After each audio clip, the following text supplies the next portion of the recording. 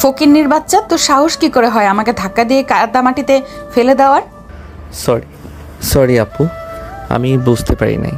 আসলে আমাকে ওই কুকুরটা আমার পিছনে লাগছে, ওর থেকে বাঁচার জন্য দৌড়াতে গিয়ে আপনার সাথে ধাক্কা লাগছে। আয়ান কথা শেষ হইতেই কুকুরটা এসে ঘেউ ঘেউ করলে নদী ভয়ে উঠে লাফ দিয়ে আয়ানকে জড়িয়ে ধরে বলতে লাগলো, আমাকে বাঁচা, না হইলে তোর খবর আছে। আয়ান নদীর স্পর্শে দাঁড়িয়ে গেল। আয়ান কুকুরটাকে সরানোর চেষ্টা করতে লাগলো। কুকুরটা আরো বিগড়ে গেলে আয়ান নদীর হাত ধরে দৌড়াতে লাগলো। একটা গুলির ছিপার ভেতরে দুজনে ঢুকে পড়লো। নদী ভয়ে আয়ানের বুকে মুখ লুকালো। আয়ান এদিকে সেদিকে তাকিয়ে দেখতে লাগলো কুকুরটা চলে গেছে নাকি আছে। কুকুরটাকে এদিকে আসতে দেখে আয়ান নদীর হাত ধরে বলে, দৌড় দেন, ওই দিকে আসছে। আয়ান নদীর হাত ধরে দৌড়ে যেতে লাগলো। হঠাৎ করে সামনে যেতে একটা রুম ঢুকে পড়লো। রুমে ঢুকে দরজা লাগিয়ে দিল। নদী বলে ওঠে, ওই দরজা লাগালি কেন? তোর মতলব বেশি ভালো না। রেপ করব? আমার কাছে আসলে আমি খুন করে ফেলবো। কুকুর দেখে যেভাবে ভয়ে আমাকে জড়িয়ে ধরেছিলেন, এতে বোঝা যায় খুন করার মতো সাহস আপনার নাই। আয়নের কথা শুনে নদী তোতলাতে তোতলাতে বলে, তুই নিজেও তো ভয় পেয়ে আমাকে নিয়ে এখানে আসলি। তো জানেন যে কুকুরের ভয়ে দুইজন এখানে লুকিয়েছি, তারপরও আমাকে বলেন কেন? তোর মতলব ভালো না? বড় বোন হয়ে ছোট ভাইকে যা ইচ্ছা বলতে পারি, এখানে রেগে যাওয়ার কি আছে? আমি আবার কোন কালের ছোট ভাই হইলাম? নদী কিছু বলতে যাবে তখন কয়েকজন মানুষজন দরজা ধাক্কা দিতে লাগলো। আয়ান নদী চমকে গেল। নদী বলে উঠে, কে? নদীর কণ্ঠ শুনে কেউ একজন বলে উঠল, ওই দরজা খুল, না হলে দরজা ভেঙে ফেললাম। দরজা ভাঙলে তোদের খবর আছে, নোংরামি করার জায়গা পাস না। আয়ান দরজা খুলে দিলে লোকগুলো আয়ানকে মারতে লাগলো। নদী পালাতে যাবে, সাথে কয়েকজন ছেলে চুল ধরে নদীকে থাপ্পড় মারলে আয়ান রেগে লোক তিনটাকে লাথি মেরে ফেলে দিয়ে বলল, আমরা কি করছি সেটা না বলে মেয়ে মানুষের গায়ে হাত তোলার সাহস কোথা থেকে পান? আপনাকে কে অধিকার দিয়েছে মেয়ে মানুষের গায়ে হাত তোলার? আয়ানের কথা শুনে তিনজন উঠে বলে, ওকে ধরেন ভালো করে, এখানেই নোংরামি করে, আবার আমাদের বলে সাহস কি করে হয়, দুজনকে ধরে নিয়ে চলেন। কথাগুলো বলেই দুজনকে ধরে নিয়ে যেতে লাগলো। নদী বলতে লাগলো, আমাকে ছেড়ে দেন, আমি কিসের নোংরামি করছি? আমাকে ছেড়ে দেন, আমাকে ট্রেন ধরতে হবে, দয়া করে আমাকে ছেড়ে দেন। নদীর কথা শুনে একজন বলে, দেখেছেন কাহিনী, আমাদের এখানকারও না, আমাদের বস্তিতে নাম খারাপ করতে এসেছে, ওদের ধরে বিয়ে পড়িয়ে দিলে ভালো হবে, এখানে মজা নিতে আসা বের করছি। কি বিয়ে মানে? আমি ওনাকে চিনি না, আর না উনি আমাকে চেনে। আপনারা কি যাতা বলছেন? আমাকে যেতে দেন, আমি ওকে চিনি না, ওই আমাকে চেনে না। দুজনের কথা শুনে একজন থাপ্পড় মেরে বলে, আমাদের বোকা মনে হয়, আর মজা নেওয়ার সময় ভালো লাগে, বিয়ে করতে মন চায় না। বিয়ের কথা বলছি আর তখন একে অপরকে চিনেই না, এই নোংরামি বের করছি, ওয়েট। দুজনকে টেনে নিয়ে যেতে লাগলো। কিছু দূর নিয়ে গেলে আয়ান নদী নিজেদের মুখ ঢেকে রাখার চেষ্টা করতে লাগলো। দুজনকে টেনে কাজী অফিসে নিয়ে চলে গেল। আয়ান নদী দুজন বারবার অনুরোধ করতে লাগলো ছেড়ে দেওয়ার জন্য। সবাই মেরে ধরে জোর করে বিয়ে পড়িয়ে দিল। আর দুজনকে বলল, নেক্সট টাইম যদি তোমাদের এইখানে দেখি কপালে দুঃখ আছে, নোংরামি করতে আছোস তাই না? গলির ভেতর থেকে শুরু করে সোজা আমার ঘরে গিয়ে নোংরামি মন চাইছে গলায় চেপে ধরি, আমার রুমটাই খারাপ করে দিল। কথাগুলো বলেই লোকটা চলে গেল। নদী কান্না করতে বলে উঠে, তোর জন্য এসব হইল, তুই ইচ্ছে করে এসব করছস, তোরে আমি খুন করে ফেলবো। আয়ানকে নদীর মারতে যাবে, সাথে সাথে আয়ান নদীর হাত ধরে ফেলে, বলে, দেখেন, আমি এখানে কাজের জন্য এসেছিলাম, আমি চাকরি খুঁজতে এসেছি। আমি কিভাবে ইচ্ছে করে এসব করব?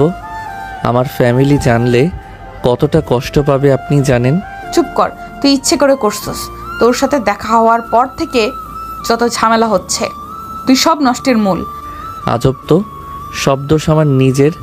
মনে হয় নাই আপনাকে বলছিলাম আমাকে জড়িয়ে ধরতে, নিজেই জড়িয়ে ধরে এখন আমার উপরে দোষ চাপাচ্ছেন। দেখেন, এখানে আমারও দোষ নাই, আপনারও নাই। ওঠেন, কাজী অফিসে বসে থাকবেন নাকি? আমি এখন বাসায় যাব, কিভাবে আমার ট্রেনও ছেড়ে দিয়েছে 10 মিনিট আগে। আপনি এখানে কেন এসেছিলেন? এক ফ্রেন্ড দেশের বাইরে গেল, ওর সাথে দেখা করতে এসেছিলাম। বাহিরে চলেন, ওনারা বিয়ে করবে। আয়ান নদী কাজে অফিস থেকে বের হয়ে গেল। নদী বাইরের একটা বেঞ্চিতে বসে কান্না করতে লাগলো। আয়ান বলে ওঠে, কান্না কেন করেন? আপনি আপনার ফ্রেন্ডদের বাসায় যান, সকালে ট্রেনে চলে যাইয়েন। আমার ফ্রেন্ড এখানে হোটেলে উঠেছিল, ওই অলরেডি বের হয়ে গেছে। ও তাহলে আর কি, হোটেলে খুঁজেন, রুম পেলে চলে যান। আপনাকে দেখে তো বড়লোক মনে হচ্ছে। অহংকার তো বড় লোকদের মতো। কি বললি? আমি অহংকারী? কই না তো। মজা করবি না, বিপদের সময় মেজাজটা খারাপ করিস না। এখানে বসে না থেকে চলে যান। কোথায় যাব এই রাতে? হোটেলের রুম পাওয়া যাবে নাকি? খুঁজে দেখলে তো আর সমস্যা নাই, তাই না? যান, ওঠেন, সময় নষ্ট না করে যান। তুই কোথায় থাকবি? আমি ছেলে মানুষ, যেখানে ইচ্ছে থাকতে পারবো। আপনি যান। আমার ব্যাগটা মনে হয় ওই রুমে আছে। ব্যাগটা তো দেখছি না। চলেন, ব্যাগ নিয়ে আসি। নদী আয়নের সাথে যেতে লাগলো। ওই গলি দিয়ে ঢুকে লোকটার রুমের সামনে গিয়ে নক করলে লোকটা দরজা খুলে বলে, ওই কিরে, তোরা দুজন এখানে কেন? ব্যাগটা? আয়ান রুমের ভিতরে ঢুকে ব্যাগটা নিয়ে নিল। ব্যাগ নিয়ে নদীকে বলে, চেক করেন সব ঠিক আছে নাকি। নদী ব্যাগ চেক করে দেখে ওর টাকা নেই। নদী বলে ওঠে, সব ঠিক আছে, বাট টাকাগুলো নাই। নদীর কথা শুনে লোকটা দুজনকে ধাক্কা দিয়ে বের করে দিয়ে বলে, তোদের টাকা কোথায় ফেলছিস সেখানে গিয়ে খোঁজে, এখান থেকে যা। কথাটা বলেই দরজা লাগিয়ে দিল। আয়ান দরজা ধাক্কা মারতে যাবে, নদী বলে উঠে, থাক, বাদ দাও, এখানে ঝামেলা করলে আমাদের বিপদ, যেহেতু আমরা এখানে নতুন। ওই টাকা নিয়েছে আমি জানি, বাট ঝামেলার দরকার নেই, কার্ড দিয়ে টাকা বের করতে হবে। নদী আয়ানকে টেনে নিয়ে গেল। আয়ান নদীকে নিয়ে সোজা কার্ড থেকে টাকা তুলতে নিয়ে গেল। আয়ান বাইরে দাঁড়িয়ে থাকলো। নদী টাকা বের করে বাইরে আসলে আয়ান বলে, আপনি তাহলে চলে যান, হোটেল খুঁজতে আমি চলে গেলাম। কোথায় থাকবে তুমি? স্টেশন যাব, ওইখানে আমার জন্য বেস্ট হবে। তুমি তো হোটেলে উঠতে পারো। গরিব ঘরের সন্তান আমি, হোটেলে থাকার মতো টাকা আমার নাই। আপনি যান, আমি আসছি। আয়ান চলে যেতে নিলে নদী পেছন থেকে ডাক দিয়ে বলল, তুমি চাইলে আমার সাথে যেতে পারো, 2টা রুম নিব। স্টেশনে থাকা ঠিক হবে না। বলার জন্য ধন্যবাদ, বাট আমি যেতে পারবো না। তুমি চাইলে আসতে পারো, আর এখন তো তুমি আমার হাজবেন্ড হয়ে গেছো। তুমি না মানলেও তুমি আমার হাজবেন্ড, আর মানলেও এটা অস্বীকার করা যাবে না। তাই তুমি আসতে পারো, সকাল হইলে যার যার পথ ধরলে হবে। না, আমার জন্য টাকা নষ্ট করতে হবে না। আমি স্টেশন থাকতে পারবো, আর এইটা আমার অভ্যাস আছে, আগেও থেকেছি, তাই চিন্তা করবেন না। আপনি চলেন, যান। আয়ান হাঁটতে লাগলো। নদী আয়ানের পেছন পেছন যেতে লাগলো। আয়ানের ফোন বেজে উঠলে আয়ান ফোন রিসিভ করে কথা বলতে লাগলো। আয়ান বেশ কিছু দূর গিয়ে পেছনে তাকাতেই দেখে নদী। আয়ান নদীকে দেখে বলে, কি ব্যাপার, আপনি এখানে? আমার ক্ষুধা লাগছে, চলো রেস্তোরাঁয় যাই, দুজন খেয়ে আসি, বিল আমি দিব। চলো। দেখো, একা একটা মেয়েকে রেখে চলে যাওয়ার কিন্তু ঠিক না। হোটেলে যদি রুম না পায় তখন আমি একা কোথায় যাব? আপনি আমার সাথে এত ভালো ব্যবহার কেন করছেন? আপনিও জানেন আমাদের বিয়েটা দুর্ঘটনায় হয়ে গেছে, এখানে আমরা কেউ মানি না। সো সেখানে আপনি এত ভালো ব্যবহার করেন না তো। আমি মেয়ে মানুষ, একা থাকা সম্ভব না। এখানে তেমন কিছু চিনি না। এখানে বখাটে ছেলেরা ধরলে আমি কি করব? রাতটা একটু আমার সাথে থাকলে কি তোমার অনেক বড় ক্ষতি হয়ে যাবে? আমাকে ভয় লাগছে না নাকি? আমি যদি আপনার সাথে উল্টাপাল্টা কিছু করি তখন কি করবেন? তুমি তো হাজব্যান্ড হও, আর আমার মনে হয় না তুমি ওইরকম কিছু করবে। দূর, বারবার হাজব্যান্ড বলবেন না তো। ওকে, সরি, বাট চলো যাই। আরে মনে করো আমি ট্রিট দিচ্ছি। রেস্তোরাঁ যেতে পারবো না, পাশে ওইদিকে অনেক ভাতের হোটেল আছে, যদি খেতে পারেন তাহলে আমার সাথে আসেন। ওকে। নদী আয়ানের সাথে যেতে লাগলো। আয়ান খুঁজতে খুঁজতে একটা হোটেলের ভিতরে চলে গেল। আয়ান নদীকে বুঝতে গিয়ে নিচে সামনে বসলো। ওয়েটার আসলে আয়ান বলে, কি কি পাওয়া যাবে? আয়ানের কথা শুনে বলে ওঠে, খিচুড়ি, মাংস, রুটি, ভাত, ডিম ভুনা, ছোট মাছ, বড় মাছ, যেইটা খান। আয়ান নদীর দিকে তাকিয়ে বলে, কি খাবেন বলেন? সব দিন 2 প্লেট করে। কি বলেন, এত খারাপ কে খাবে? তুমি খাবা? আমিও খাই না। আমাকে খিচুড়ি আর ডিম ভুনা নিয়ে এসে দেন। আর আপনি কি কি খাবেন সেটা বলে দেন। আমাকেও তাহলে খিচুড়ি ডিম ভুনা দেন। সাথে মাংস নিয়ে আসেন। আয়ান অর্ডার দিয়ে ফোন বের করে। কল রিসিভ করলে ওই পাশ থেকে একজন বলে ওঠে, তুই কোথায় রে? তোর আঙ্কেল অনেক চিন্তা করছে, এখন তো আসলি না। আব্বুকে বলো আমি ট্রেনটা ধরতে পারি নাই, সকালে ট্রেনে চলে যাব। আচ্ছা, তুই কোথায় থাকবি? দেখি। আচ্ছা রাখ বাই। আয়ান কল কেটে দিল। খাবার আসলে আয়ান মাংস ডিম নদীর দিকে এগিয়ে দিল। নদী বলে ওঠে, আমি তো মাংস অর্ডার দেই নাই, তুমি দিয়েছো, তুমি খাও। আপনার জন্য করছি, আপনি খান। আমি একা খেতে পারবো না। আমি কিছু শুনতে পারছি না। আয়ান কথাগুলো বলে খাওয়া শুরু করলো। নদী আয়নের দিকে দিতে গেলে আয়ান রাগী লোক নিয়ে তাকালে নদী মাঝখানে রেখে ডিম দিয়ে খেতে লাগলো। আয়ান নদীর প্লেটের এক সাইডে রেখে ঠেকে দিলে মাংস। নদী বলে ওঠে, এটা কি করলে? খান, বেশি কথা বলেন না। তুমি হা করো, আমি খাওয়াই দিই। একটু খেয়ে দেখো কেমন লাগে। আমার অ্যালার্জি আছে, আপনি খান। ও আচ্ছা। নদী খেতে লাগলো। দুজন খাওয়া শেষ করে নিলে আয়ান বলে ওঠে, আরও কিছু খাবেন? পেটে জায়গা নাই, তুমি খাবে কি? না, আমারও পেট ভরে গেছে। নদী আয়ান উঠে পড়লে নদী বিল দিতে যাবে। আয়ান ওয়ালেট থেকে টাকা বের করে বিল দিয়ে দিল। নদী বলে ওঠে, এইটা কি করলে? চলেন। আমার প্রশ্নের উত্তর দাও। মানুষজন তাকিয়ে আছে, এখন থেকে চলেন। আয়ান চলে যেতে নিলে নদী আয়ানের পেছন পেছন যেতে লাগলো। নদী আয়ানকে বলতে লাগলো, আমাকে বিল দিতে দিল না কেন? তোমার কাছে তো বেশি টাকা নেই, তাহলে কেন এরকম করলে? মায়া মানুষের টাকা দিয়ে খাবো আমি? So funny. শুনেন, আমার সামর্থ্য অনুযায়ী আমি খাওয়ানোর চেষ্টা করছি। আর আপনি আমার স্ত্রী হয়ে গেছেন, সেখানে আপনার টাকায় খাওয়া আমার পক্ষে সম্ভব না।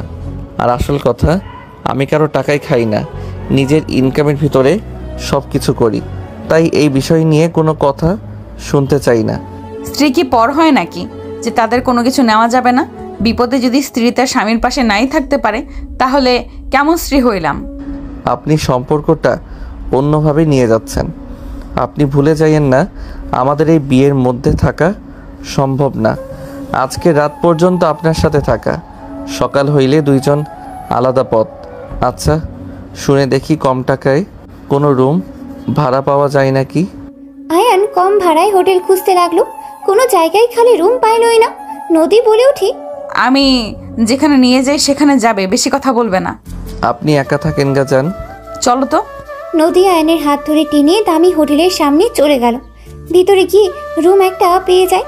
আয়ান বলে ওঠে, তাহলে তো হয়ে গেল, আপনি যান, আমি চলে যাই। কথা কম বলো, চলো। নদী আয়নের হাত ধরে চাবি নিয়ে যেতে লাগলো। আয়ান নদীর হাতের দিকে তাকিয়ে থেকে যেতে লাগলো। রুমে চলে গেলে নদী বলে ওঠে, থাকো, আমি ফ্রেশ হয়ে আসি। আর খবরদার এখান থেকে চলে যাবে না। আমি চলে গেলে ভালো হইতো, আপনি একটু বুঝেন। রিল্যাক্স। আবার কোনোদিন দেখা হইলে ভাড়া অর্ধেক অর্ধেক দিও, তাহলেই হয়ে যাবে। নদীর কথা শুনে আয়ান বলে ওঠে, ওকে। নদী ওয়াশরুমে চলে গেল। নদী ফ্রেশ হয়ে আসলে আয়ান চলে গেল। আয়ান ফ্রেশ হয়ে সোফায় বসে পড়ল। নদী বলে ওঠে, ওকে শুয়ে পড়ো, আমার অনেকটা টায়ার্ড লাগছে। ওকে, শুয়ে পড়েন। আয়ান সোফায় শুয়ে পড়লে নদী বলে ওঠে, তুমি চাইলে খাটে শুয়ে পড়তে পারো, মাঝখানে পার্টিশন দিয়ে রাখতে পারো। না, আমার হাত পা তুলে দেওয়ার অভ্যাস। আপনি থাকেন ওইখানে, গুড নাইট। আয়ান চোখ বন্ধ করে শুয়ে পড়ল। আয়ান ঘুমিয়ে গেলে নদী আয়নের দিকে তাকিয়ে থাকতে লাগলো। 2 বছর পর। স্যার, আমি নিঃস্বার্থভাবে আপনার কোম্পানিতে কাজ করলাম, আর আপনি আজ বলছেন আমি আপনাদের লিঙ্কগুলো অন্য কোম্পানিতে বিক্রি করে দিয়েছি। তুই যদি না করস তাহলে ওই পোলা, তুই ছাড়া তো এই লিঙ্কের কথা কেউ জানতো না। দেখেন স্যার, আমি কিছু করি নাই, আমাকে ফাঁসানো হচ্ছে। এই অফিসে কেউ এমন কিছু করছে, আপনি ভালো করে খোঁজ নিয়ে দেখেন। তুই করছস, আমাকে কিছু দেখতে হবে। তুই এখন এই কোম্পানি থেকে চলে যা, যার কাছে বিক্রি করছস তার কোম্পানিতে কাজ কর, বের হ। রনি ধাক্কা দিয়ে বের করে দিতে সাথে সাথে আয়ানকে কেউ ধরে ফেললো। রাইসা বলে ওঠে, আয়ান কিছু করেনি, সব আপনি করেছেন। অন্যের উপরে দোষ চাপাতে লজ্জা করে না? ম্যাম কি বলছেন? আমি কেন এমন কাজ করব? রাইসা ফোন চালু করে ভিডিও ফুটেজ দেখালে রনি ঢোক গিলতেই লাগলো। রনি কিছু বলার আগে কার্ড দিয়ে বের করে দিল। রাইসা আয়ানকে বলল, আয়ান, তোমার সাথে কিছু কথা ছিল। ধন্যবাদ ম্যাম, আমাকে এভাবে বাঁচিয়ে দেওয়ার জন্য। ধন্যবাদ দিতে হবে না আয়ান, আমার সাথে একটু আমার কেবিনে আসো। রাইসার সাথে আয়ান তার কেবিনে চলে গেলে আয়ান কেবিনে ঢুকতেই রাইসা দরজা লাগিয়ে দিলে আয়ান চমকে উঠল। আয়ান বলে ওঠে, ম্যাম দরজা লাগিয়ে দিচ্ছেন কেন? ভয় পেও না, বসো এখানে। আয়ান আস্তে আস্তে ভয়ে সোফায় বসলে রাইসা বলে ওঠে, আরে এত ভয় কেন পাচ্ছ? আমি কি খেয়ে ফেলবো নাকি? শোনো, তোমার জন্য একটাই অফার আছে। কি অফার ম্যাম? তুমি তো এতিম, তাই না? হুম। আমাকে বিয়ে করবে? রাইসার কথা শুনে আয়ান লাফ দিয়ে উঠে পড়ে বলে, ম্যাম কি বলেন? আরে সিরিয়াসলি না, তুমি 3 মাসের জন্য আমার হাজবেন্ড হবে। আমার ফ্যামিলির সামনে শুধু আমার হাজবেন্ড হয়ে থাকবে। এর বিনিময়ে যত টাকা চাও আমি সব দিব, শুধু 3 মাস আমার হাজবেন্ড হয়ে থাকতে হবে। ম্যাম এসব কি বলেন? আপনি আপনার ফ্যামিলিকে কেন ঠকাবেন? আমি ঠকানো কাজের ভিতরে নাই, আপনি অন্য কাউকে দেখেন। আয়ান, আমার ব্যাপারটা বোঝো। আমার বয়ফ্রেন্ড এখন খুব ব্যস্ত, ওই দেশে আসতে তাও 1 বছরও লাগতে পারে। এতদিন আমার ফ্যামিলি কখনোই আমাকে রাখবে না। যদি স্বামী নিয়ে যায় তাহলে ওরা রাগারাগি করলেও আমাকে অন্য কারোর সাথে বিয়ে দিবে না। আমি আমার বয়ফ্রেন্ডকে ছাড়া কাউকে বিয়ে করতে পারবো না। প্লিজ তুমি আমাকে সাহায্য করো।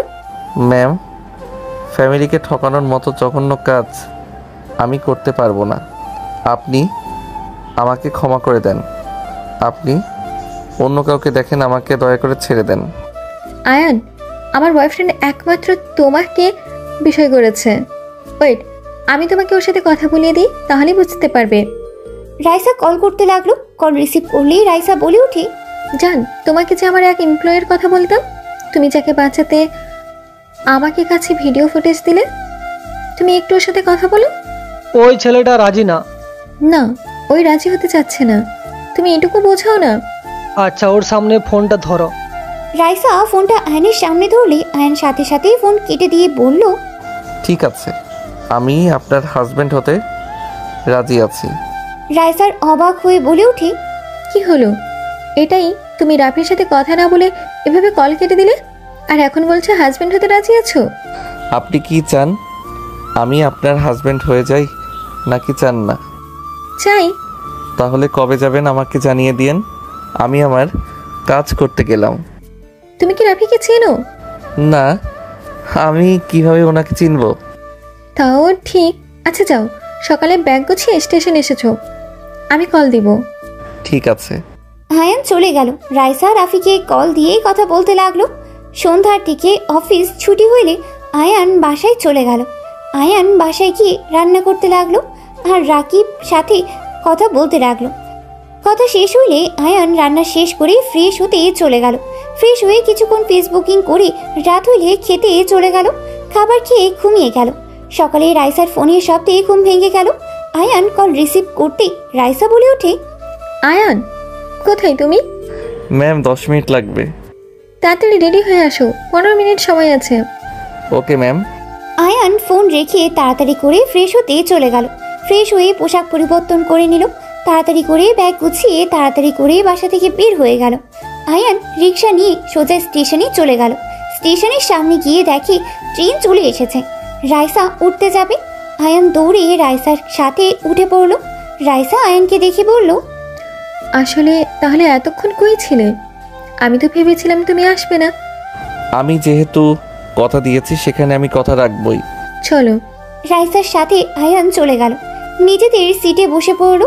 রাইসা রাফির সাথে ফোনে কথা বলতে লাগলো। আয়ান আর চোখে দেখতে লাগলো। রাফি দুষ্টুমি করে বলে ওঠে, তোমার জামাই ওইভাবে তাকিয়ে থাকে কেন? কথা বলবে নাকি? আমার সাথে কেউ কথা বলতে চাইলে আমি কিছু মনে করব না। সরি স্যার, আমি কারোর সাথে কথা বলতে ইচ্ছুক না, আপনারা কথা বলেন। আয়ান কথাগুলো বলে বাইরের দিকে তাকিয়ে থাকলো। রাফির সাথে রাইসার সারা রাস্তা কথা বলতে লাগলো। রাফি বলে ওঠে, তোমার ছোট্ট হাজব্যান্ডের মনে হয় ক্ষুধা লাগছে, খাবার নিয়ে আসো নাই? রাফি, বাজে কথা বলবে না। বারবার ওকে আমার হাজবেন্ড কেন বলছো? তোমার যদি রাগ হয় তাহলে নিজে চলে আসো, তা তো আসতে পারবে না। ফ্যামিলিকে বলার সাহসও পাও না, যত সব। আরে বাবা, রেগে কেন যাচ্ছ? আমি তো মজা করে বলছি। যাই হোক, তোমরা খেয়ে নাও, আমি মিটিংয়ে যাব।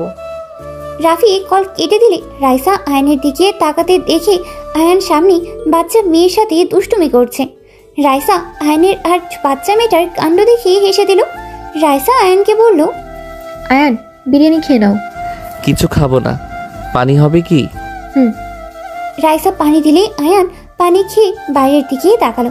রাইসা বিরিয়ানি খেতে জোর করলে আয়ান খেতে রাজি হলো না। রাইসা বলে ওঠে, কি সমস্যা তোমার? দুপুর হয়ে গেল, ক্ষুধা লাগে নেই নাকি? আপনি খান তো। আয়ান কথাগুলো বলে কানে হেডফোন দিয়ে সুরা শুনতে লাগলো। 5টার দিকে স্টেশন থেকে নেমে পড়লো। আয়ান নিজের ব্যাগ কাঁধে নিয়ে রাইসার লাগেজ নিয়ে যেতে লাগলো। রাইসা আয়ানের পেছন পেছন যেতে লাগলো। আয়ান স্টেশন থেকে বের হইলে রাইসা বলে ওঠে, আসি। আপু, আশিক দৌড়ে এসে রাইসাকে জড়িয়ে ধরে বলে, আপু কেমন আছো? আর ভুয়া দুলাভাই এইটা নাকি? বাট এইটা ছোট লাগছে, কেউ বিশ্বাস করবে কিনা সন্দেহ আছে। আমার থেকেও তো ছোট লাগে। আপনি জানেন আমি ভুয়া হাজব্যান্ড? আমার রিয়ের দুলাভাই তো রাফি চৌধুরী, আর এই গ্রুপের মালিকের ছেলে। ও আচ্ছা। লাগেজ নিয়ে চলো। রাইসা কথায় আয়ানের হাত থেকে লাগেজ নিয়ে যেতে লাগলো। আয়ান ওদের সাথে যেতে লাগলো। 3 জন গাড়িতে উঠে যেতে লাগলো। আশিকের ফোনে কল আসতে সামনে ফোন রেখে কল রিসিভ করে ড্রাইভিং করতে লাগলো আর কথা বলতে লাগলো। আয়ান বাইরের দিকে তাকিয়ে থাকতে লাগলো। একটা পুরনো জমিদার বাড়ির ভেতরে গাড়িটা থামলো। আয়ান গাড়ি থেকে নেমে রাইসা বলে ওঠে, ভেতরে চলো। এটা তো জমিদার শেখ বাড়ি, তাই না? হ্যাঁ, আমার দাদার বাবা ছিলেন সে। ও আচ্ছা। ভেতরে চলো। আর তোমাকে দুপুরে যা যা বলেছিলাম মনে আছে? জি ম্যাম। বউবালা শেখো। ম্যাম কি? সরি। আয়ান রাইসা আশিকের সাথে যেতে লাগলো। ভিতরে ঢুকলে রাইসাকে সবাই জড়িয়ে ধরলো। রাইসা সবার সাথেই কথা বলতে লাগলো। হঠাৎ করে আয়নের চোখ সিঁড়ি বয়ে নামা মেয়েটার দিকে গেল। আয়ান চমকে গেল। রাইসা মেয়েটাকে দেখে জড়িয়ে ধরে বলল, কেমন আছোস? আলহামদুলিল্লাহ। অনেক শুকিয়ে গেছিস, খাবার ঠিক মতো খাস না নাকি? নাটক কম করো প্রিয়। নিজের দিকে তাকিয়ে অন্যজনের দিকে তাকিয়ে কথা বলেন। রাইসার কথা শুনে সবাই হেসে দিল। নদীর আম্মু সামনের দিকে তাকিয়ে বলে ওঠে, আশিক, এই ছেলেটাকে? নদীর আম্মুর কথা শুনে আয়ান সালাম দিল। নদী আয়নের দিকে তাকালে বুকের ভিতর টুক করে উঠল। রাইসা নদীকে ছেড়ে দিয়ে বলে, বড় আম্মু, আমার হাজবেন্ড আয়ান। আর এইদিকে আছো? সরি, সবার সাথে কথা বলতে গিয়ে তোমার সাথে পরিচয় করে দিতে ভুলে গেছি। রাইসার কথা শুনে নদী কয়েক পা পিছিয়ে গেল। সাথে সবাই থমকে গেল। রাইসার আম্মু বলে ওঠে, আমাদের না জানিয়ে তুই বিয়ে করে ফেলেছিস? উপায় ছিল না আম্মু। তোর দাদু, আব্বু, চাচুরা জানলে কি হতে পারে ভাবতে পারছিস? আর তুই কিভাবে আমাদের না জানিয়ে বিয়ে করলি? আমাদের তো একবার জানাতে পারতি। কি জানাবো? তোমরা কি বলেছ আমি আসলে আমাকে বিয়ে দেবে? তো আমি আমার বয়ফ্রেন্ডকে বিয়ে করে নিয়েছি। আর আমি বিয়ে করে সোজা এখানে নিয়ে এসেছি। বাসর তো আর করি নাই, তাই না? বউ কি ধরনের কথা বলো? বড়দের সাথে এভাবে কেউ কথা বলে নাকি? জান, চুপ করো, আমি কথা বলছি তো। কাকি বাদ দেন তো। আব্বু, চাচু, দাদুকে শান্ত কিভাবে করতে হবে সেটাই নিয়ে ভাবতে হবে। সত্যি কি তোরা বিয়ে করছোস রাইসা? এই ছেলেকে দেখে তো ছোটদের মতো লাগছে। ওই আমার জুনিয়র, বাট আমরা একে অপরকে ভালোবাসি। বয়স কোনো ব্যাপার না। জান, চলো রুমে যাই। রাইসা আয়নের হাত ধরে নিয়ে যেতে লাগলো। নদীর থ হয়ে এক নজর তাকিয়ে আছে। আয়ান নদীর দিকে তাকিয়ে ভাবতে লাগলো, শেষমেশ কিনা নিজের শ্বশুর বাড়িতে চলে আসলাম। আল্লাহ জানে উনি মনে মনে কি ভাবছে। আবার যদি রেগে আমার নামে মামলা দেয়, কারণ আমি তো তাকে ডিভোর্স দেই নাই। কী যে করব আল্লাহ ভালো জানে। আয়ানকে নিয়ে সোজা রাইসা রুমে চলে গেল। আয়ান হাত সরিয়ে দিয়ে বলে, আপনি বড়দের সাথে এমন ব্যবহার করেন কিভাবে? আর বাসর কথা বলতে লজ্জা লাগে না? এই, তোমার সাথে কি সত্যি বাসর করবো নাকি? চুপ থাকো, আমার ফ্যামিলির ব্যাপার আমি বুঝে নিব। যাও, ফ্রেশ হয়ে নাও। রাইসা আয়ানকে ওয়াশরুম দেখিয়ে দিলে আয়ান ব্যাগ থেকে শার্ট প্যান্ট বের করে ওয়াশরুমে চলে গেল। গোসল করে পোশাক চেঞ্জ করে বের হইল। বারান্দায় শার্ট প্যান্ট মেলে দিয়ে খাটে এসেছে বসলো। রাইসা ওয়াশরুমে চলে গেল। গোসল করে বের হইলে নদী রুমের ভিতরেই ঢুকলো। রাইসা নদীকে দেখে বলে, কিছু বলবি? দুলাভাইকে নিয়ে নিচে আয় খেতে। নদী, তুই একটু ওকে খাবার এখানে দিয়ে যা, আমি একটু বের হব, আমার কাজ আছে। কোথায় যাবেন? আপুর সাথে দেখা করতে যাব, কোম্পানির বিষয়ে কিছু কথা ছিল। ও আচ্ছা। রাইসা চলে গেল। নদী নিচে গিয়ে খাবার নিয়ে এসেছে। রাইসার রুমে ঢুকলো। আয়ান নদীকে দেখে উঠে বসে পড়লো। নদী টি টেবিলের উপরে খাবারগুলো রেখে বলল, খেয়ে নেন দুলাভাই। এইটা আপনাদের বাসা? আপনার বোন হয় রাইসা? আপনি তো অনেক চালাক মানুষ। আপনাকে দেখে বড্ড অবাক হইলাম। আমার কেন জানি মনে হচ্ছে আপনি ইচ্ছে করে রাইসাকে ফাঁসিয়ে এই বাসায় এসে ঘর জামাই হয়েছেন। ঠিক বলছেন। আপনারা তো বড়লোক মানুষ, আপনাকে বিয়ে করে তো কোনো কিছু পেলাম না, তাই আর কি আপনার বোনকে ধরলাম। আপনার বোনকে ধরে লাভ হয়েছে। আপনার বোনের কোম্পানি আছে, নিজস্ব সব কিছু আছে, আমার আর অভাব থাকলো না। পায়ের উপরে পা তুলে বসে খাবো। আয়নের কথা শুনে নদী রেগে আয়নের কাছে গিয়ে আয়নের কলার ধরে রেগে বলে, তুই আমাকেও সেদিন ফাঁসিয়েছিলি তাই না? ওরা তোর লোক ছিল তাই না? তুই যদি ভেবে থাকোস রাইসার মাধ্যমে এই বাড়ির দিকে নজর দিবি, তাহলে জীবনে বড় ভুল করবি। আমি বেঁচে থাকতে তোকে কিছুই করতে দিব না। নদীর কথা শুনে আয়ান হাসতে লাগলো। নদী রেগে থাপ্পড় মারতে যাবে, সাথে সাথে আয়ান নদীকে খাটের উপরে ফেলে দিয়ে নদীর 2 হাত চেপে ধরে, ঠোঁটজোড়া নিজের দখলে নিয়ে নিল। নদীর চোখ বড় বড় করে ফেললো। নদী আয়ানের থেকে ছোটার চেষ্টা করতে লাগলো। আয়ান নদীর পেটে হাত দিয়ে নদী কেঁপে উঠল।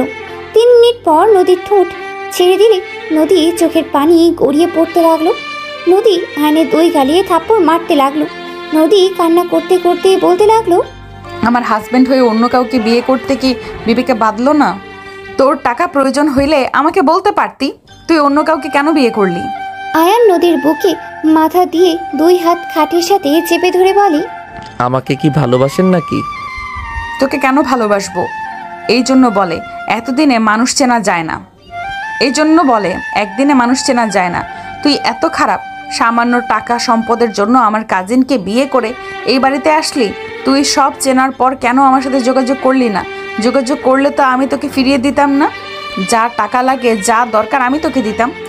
নদী কথাগুলো বলে অচরে কান্না করতে লাগলো। আয়ান বুকের ওপর থেকে মুখ তুলে ঠোঁটে আলতো করে কিস করে, চোখের পানিগুলো ঠোঁট দিয়ে চুষে নিতে লাগলো। নদী কেঁপে কেঁপে উঠতে লাগলো। আয়ান বলে ওঠে, আপনি তো আমাকে ভালোবাসেন না, তাহলে আপনার থেকে কিভাবে কিছু চাইতাম বলেন? উল্টা আপনি আপনার ফ্যামিলিকে দিয়ে আমাকে মারতেন, তাই আপনার বোনকে বেছে নিলাম। ছাড় আমাকে, আমার বোনকে নিয়ে সুখে থাক, আমাকে ছেড়ে দে। নদীর কথা শুনে আয়ান হাত ছেড়ে দিয়ে নদীর উপর থেকে উঠে পড়লো। নদী উঠে ওড়না ঠিক করতে লাগলো আর কান্না করতে লাগলো। আয়ান উঠে সোফায় বসে খাবার খেতে লাগলো। নদী অছরে কান্না করতে লাগলো। আয়ান বলে ওঠে, খাবার খাইছেন দুপুরে? তুই খা, তোর শ্বশুর বাড়িতে খাবার জন্মের খাবার খা। জন্মের খাবার আবার কেমন দেখা যায়? লুচ্চা বদমাইশ। ও লুচ্চা বদমাইশের মতো দেখা যায়। কুত্তা বিড়াল, তোকে আমি খুন করে ফেলবো। যাক বাবা, আমি আবার কি করলাম? শ্যালিকা কান্না বন্ধ করে পাশে এসে বসো। কুত্তা, আমি তোর স্ত্রী, তুই আমাকে শালিকা কোন হিসেবে বলস? থুপকু, বড় বউ আসো, একটু কাছে বসো তো। চুপ কর। নদী বের হয়ে যেতে নেবে, তখন আয়ান নদীর দিকে যাবে। সাথে সাথে আশিক এসেছে পরে। আয়ান সোফায় বসে খাবার খেতে লাগলো। নদী বলে ওঠে, দুলা ভাইয়ের কাছে থাক, কিছু লাগবে কিনা? ওকে যাও, আমি দেখছি। নদী চলে গেল। আশিক খাটের ওপরে বসে বলতে লাগলো, তোমার বাসা কোথায়? তোমার ফ্যামিলি থেকে কে আসে? স্যার, এখানে কেন এসেছি ভালো করে জানেন। আমার বাসা কই, আমার ফ্যামিলিতে কে কে আছে এসব বলতে আগ্রহ না, আপনাদের কাজ হইলে হলো। পরিচিত দিতে কি সমস্যা শুনি? কোনো কাহিনী করে ভাগবে নাকি? আপনার যেইটা ভাবার ভাবেন, আমি কোনো কিছুর উত্তর দিতে বাধ্য না। আয়ান কথাগুলো বলে খাবার খেতে লাগলো। খাওয়া শেষ হলে হাত ধুয়ে পানি খেয়ে উঠলে সাথে সাথে আশিক বলে ওঠে, চলো ঘুরতে যাই। রুমে একা একা কি করবে? কোথায় যাবেন? চলো আমার সাথে। আয়ান আশিকের সাথে নিচে নামতে লাগলো। আশিক বলে ওঠে, আম্মু আমরা বের হচ্ছি, আপু আসলে বলে দিও। আশিক আয়ান চলে গেল। নদীর আম্মু বলতে লাগলো, যাই বলিস, রাইসার কিন্তু রুচি ভালো আছে, ছেলেটা দেখতে মাশাআল্লাহ আছে, মানুষের ভিতরে ধরানো যাবে। ভাবি আপনি এসব বলছেন, আর আমি এদিকে আমি চিন্তায় মরছি যে শ্বশুর মশাই ভাইজান রাইসার বাবা কিভাবে নেবে। দুজন কথা বলতে লাগলো। আয়ান আশিকের সাথে ঘুরতে লাগলো। রাত 8টার দিকে আশিকের সাথে আয়ান বাসার ভিতরেই ঢোকে। দেখে নদীর আব্বু রাইসাকে থাপ্পড় মেরে বলছে, তোমাকে আমরা এই শিক্ষা দিয়েছি, যাকে তাকে ধরে নিয়ে এসে বলবে বিয়ে করে এসেছি, ও আমার হাজব্যান্ড, মেনে নেন। তুমি এখন তোমার হাজব্যান্ডকে নিয়ে এখান থেকে বের হয়ে যাবে। আব্বু অলরেডি সবাই জেনে গেছে এই ছেলেটা আপুর হাজবেন্ড। এখন যদি কেউ জানে যে বের করে দিয়েছেন, মান সম্মান থাকবে তো? এইটুকু ছেলেকে বিয়ে করছে, আমি কি আর বলবো, আমার বলার মতো ভাষা নাই। দাদু, ওর বয়স কম হইতে পারে, ও অনেক ভালো একটা ছেলে, আপনার ওর সাথে মিশলে বুঝতে পারবেন। আমি বুঝলাম ওই ভালো ছেলে, তুমি আমাদের না জানিয়ে বিয়ে কিভাবে করতে পারলে? আসসালামু আলাইকুম, আমি আপনাদের মাঝে কথা বলতে যাচ্ছি, যদি অনুমতি দিতেন। ওয়ালাইকুম আসসালাম। কিসের অনুভূতি? তুমি আমাদের মধ্যে একটা কথাও বলবে না? তুমি আমার বাতিদিকে পাশিয়ে বিয়ে করেছ, তোমার মতো ছেলেকে আমার চেনা হয়ে গেছে। তুমি কি ভাবছ আমার বাতিজিকে ভুলিয়ে বালিয়ে বিয়ে করে আমাদের সম্পত্তি নিয়ে নিবে? যদি ভেবে থাকো তাহলে জীবনে বড় ভুল করছো। দুঃখিত আঙ্কেল, আপনার মেয়ের সম্পত্তি বা আপনাদের সম্পত্তি এসব আমার কোনো লোভ নাই। আপনার মেয়েকে ভালোবাসি তাই বিয়ে করেছি। আপনারা আমাদের ভালোবাসা মেনে নিতেন না, তাই আমরা বিয়ে করতে বাধ্য হয়েছি। এখনো ও তোমাদের আমরা মেনে নিচ্ছি না, বের হয়ে যাও দুইজন। দাদু রাইসার হাত ধরতে যাবে, তখন রাইসার আব্বু বলে ওঠে, আব্বাজান ভাইজান বাদ দেন, আমার মেয়ে বিয়ে করে ফেলেছে, সেখানে আর ঝামেলা করে কী লাভ? ভুলটা তো আর শোধরানো যাবে না। আমার মেয়ে যদি সুখে থাকে তাহলে থাক, আর আমার একমাত্র মেয়ে আর একটাই ছেলে। আমার মেয়ের জামাই এমপ্লয়ি হয়েছে, সমস্যা নেই, আমার যা আছে এটাই আলহামদুলিল্লাহ, আমার ছেলে মেয়েদের হয়ে যাবে। রাইসার আব্বু কথাগুলো বলে চোখের কোণায় পানিগুলো গড়িয়ে পড়ার আগে মুছে ফেললো। আয়ান রাইসার আব্বুর দিকে তাকিয়ে অনেক মায়া হইতে লাগলো। নদীর আব্বু বলে ওঠে, মেয়ে ছেলেকে সবসময় ছেড়ে দিবি না তো? মাথায় তুলে আজ কি হলো? তোর মেয়ে একা বিয়ে করে চলে আসলো, আর আমার মেয়ে ছেলেকে দেখ, আজ পর্যন্ত কোনো রিপোর্ট নাই। ছেলে মেয়েদের বেশি মাথায় তুললে এমনই হবে। নদীর আব্বুর কথা শুনে রাইসার আব্বু চুপ করে থাকলো। রাইসা মাথা নিচু করে রাখলো। আয়ান বলে ওঠে, দুঃখিত, কিছু মনে করবেন না।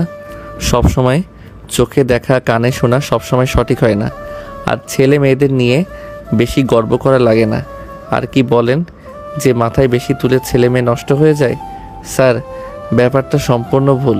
রাইসা বা তার বড় ভাই তার বাবা মায়ের অসম্ভব ভালোবাসে, সম্মান করে। আপনার ছেলে মেয়ে যে দেখতে পারছেন, আপনি বলেন যে তাদের শাসন করেন, কঠোরভাবে রাখে।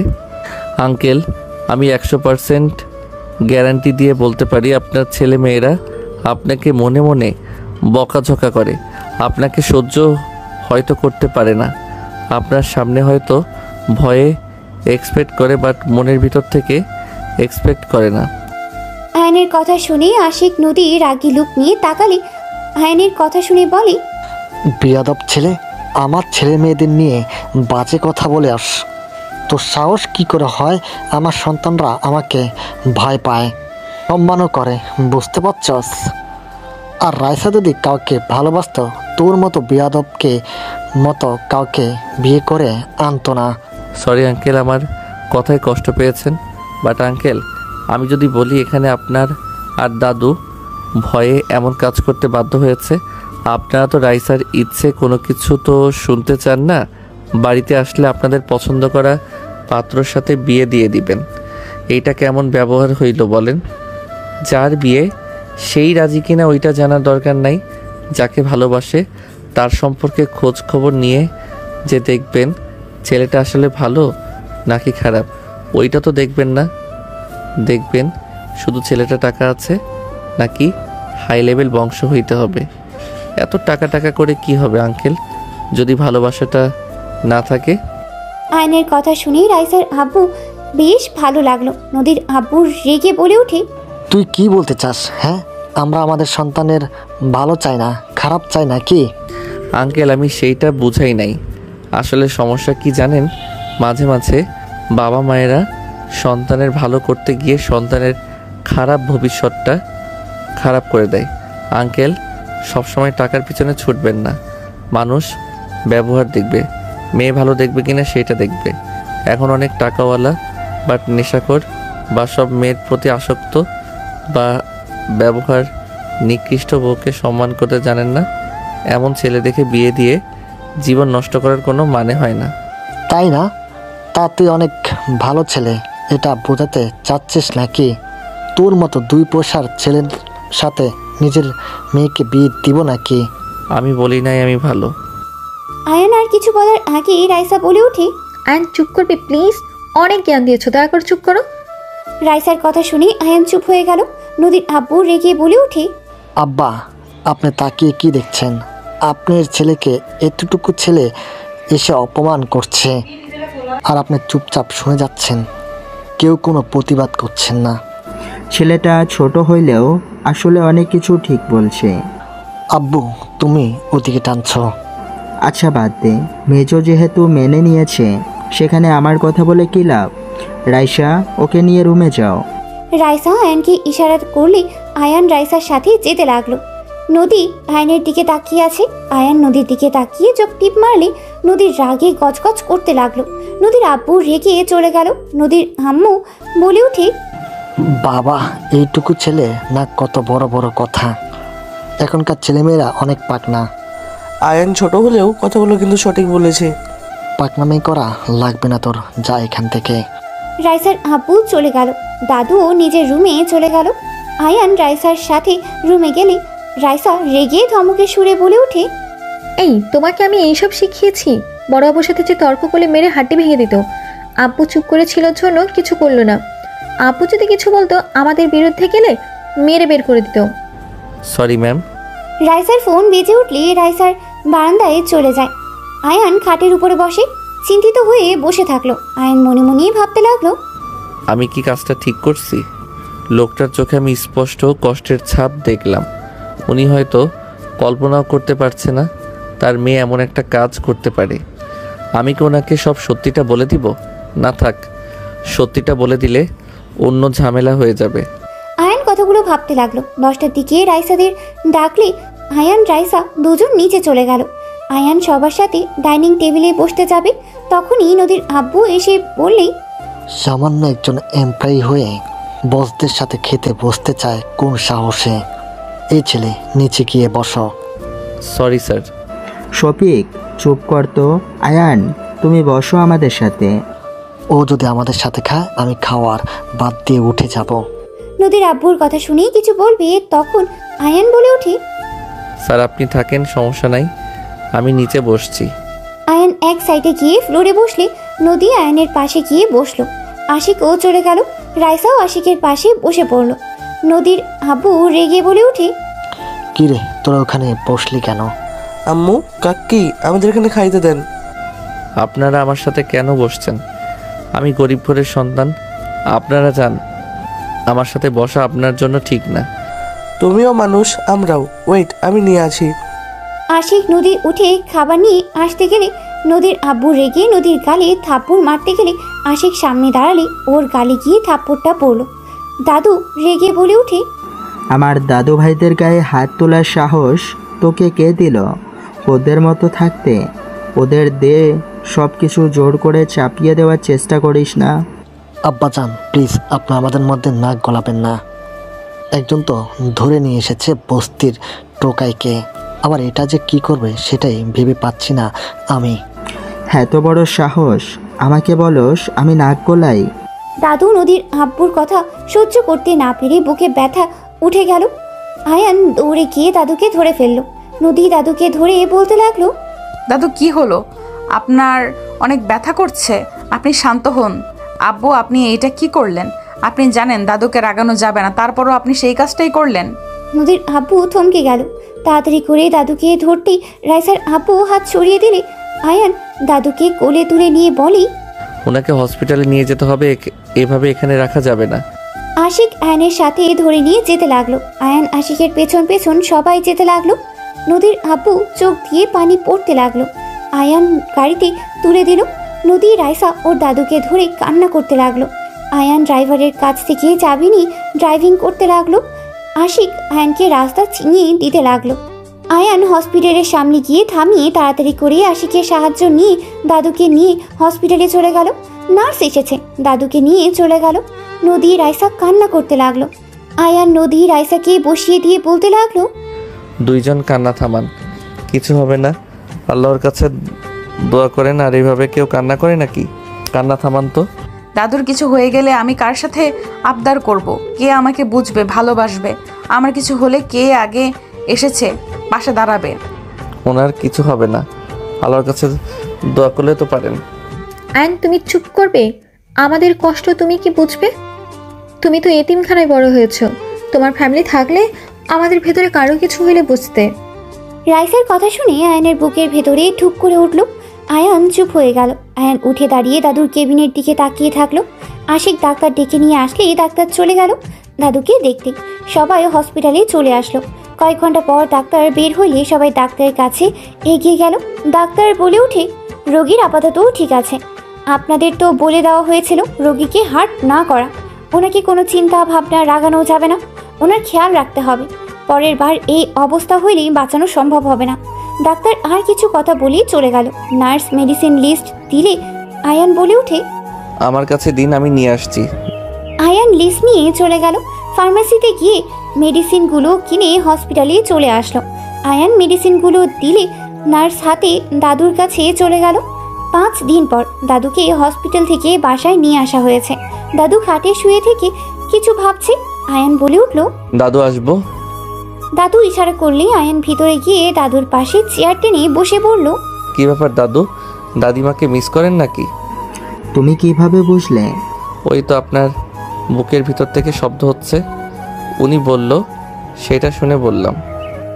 আয়ানের কথা শুনে দাদু হেসে দিয়ে বলে, তোমাকে প্রথম দেখে ভেবেছিলাম তুমি অনেক গম্ভীর টাইপের। এই 5 দিনে যা বুঝলাম। কি বুঝলেন? ফাজিল নাকি? অনেক মজার একটা ছেলে তুমি। তুমি 5 দিনে সবার সাথে কত সুন্দর মিশে গেছো। আপনারা ভালো বলে মিশতে পারছি, চাচা শ্বশুর তো এখনো সহ্য করতে পারছে না। ওর কথা বাদ দাও। ওই ছোট থেকে খিটখিটে মেজাজের বড় সন্তান তো মায়ের আদরের বাদর হয়ে গেছে। ওনার আম্মু ওনাকে অনেক ভালোবাসতো, তাই না?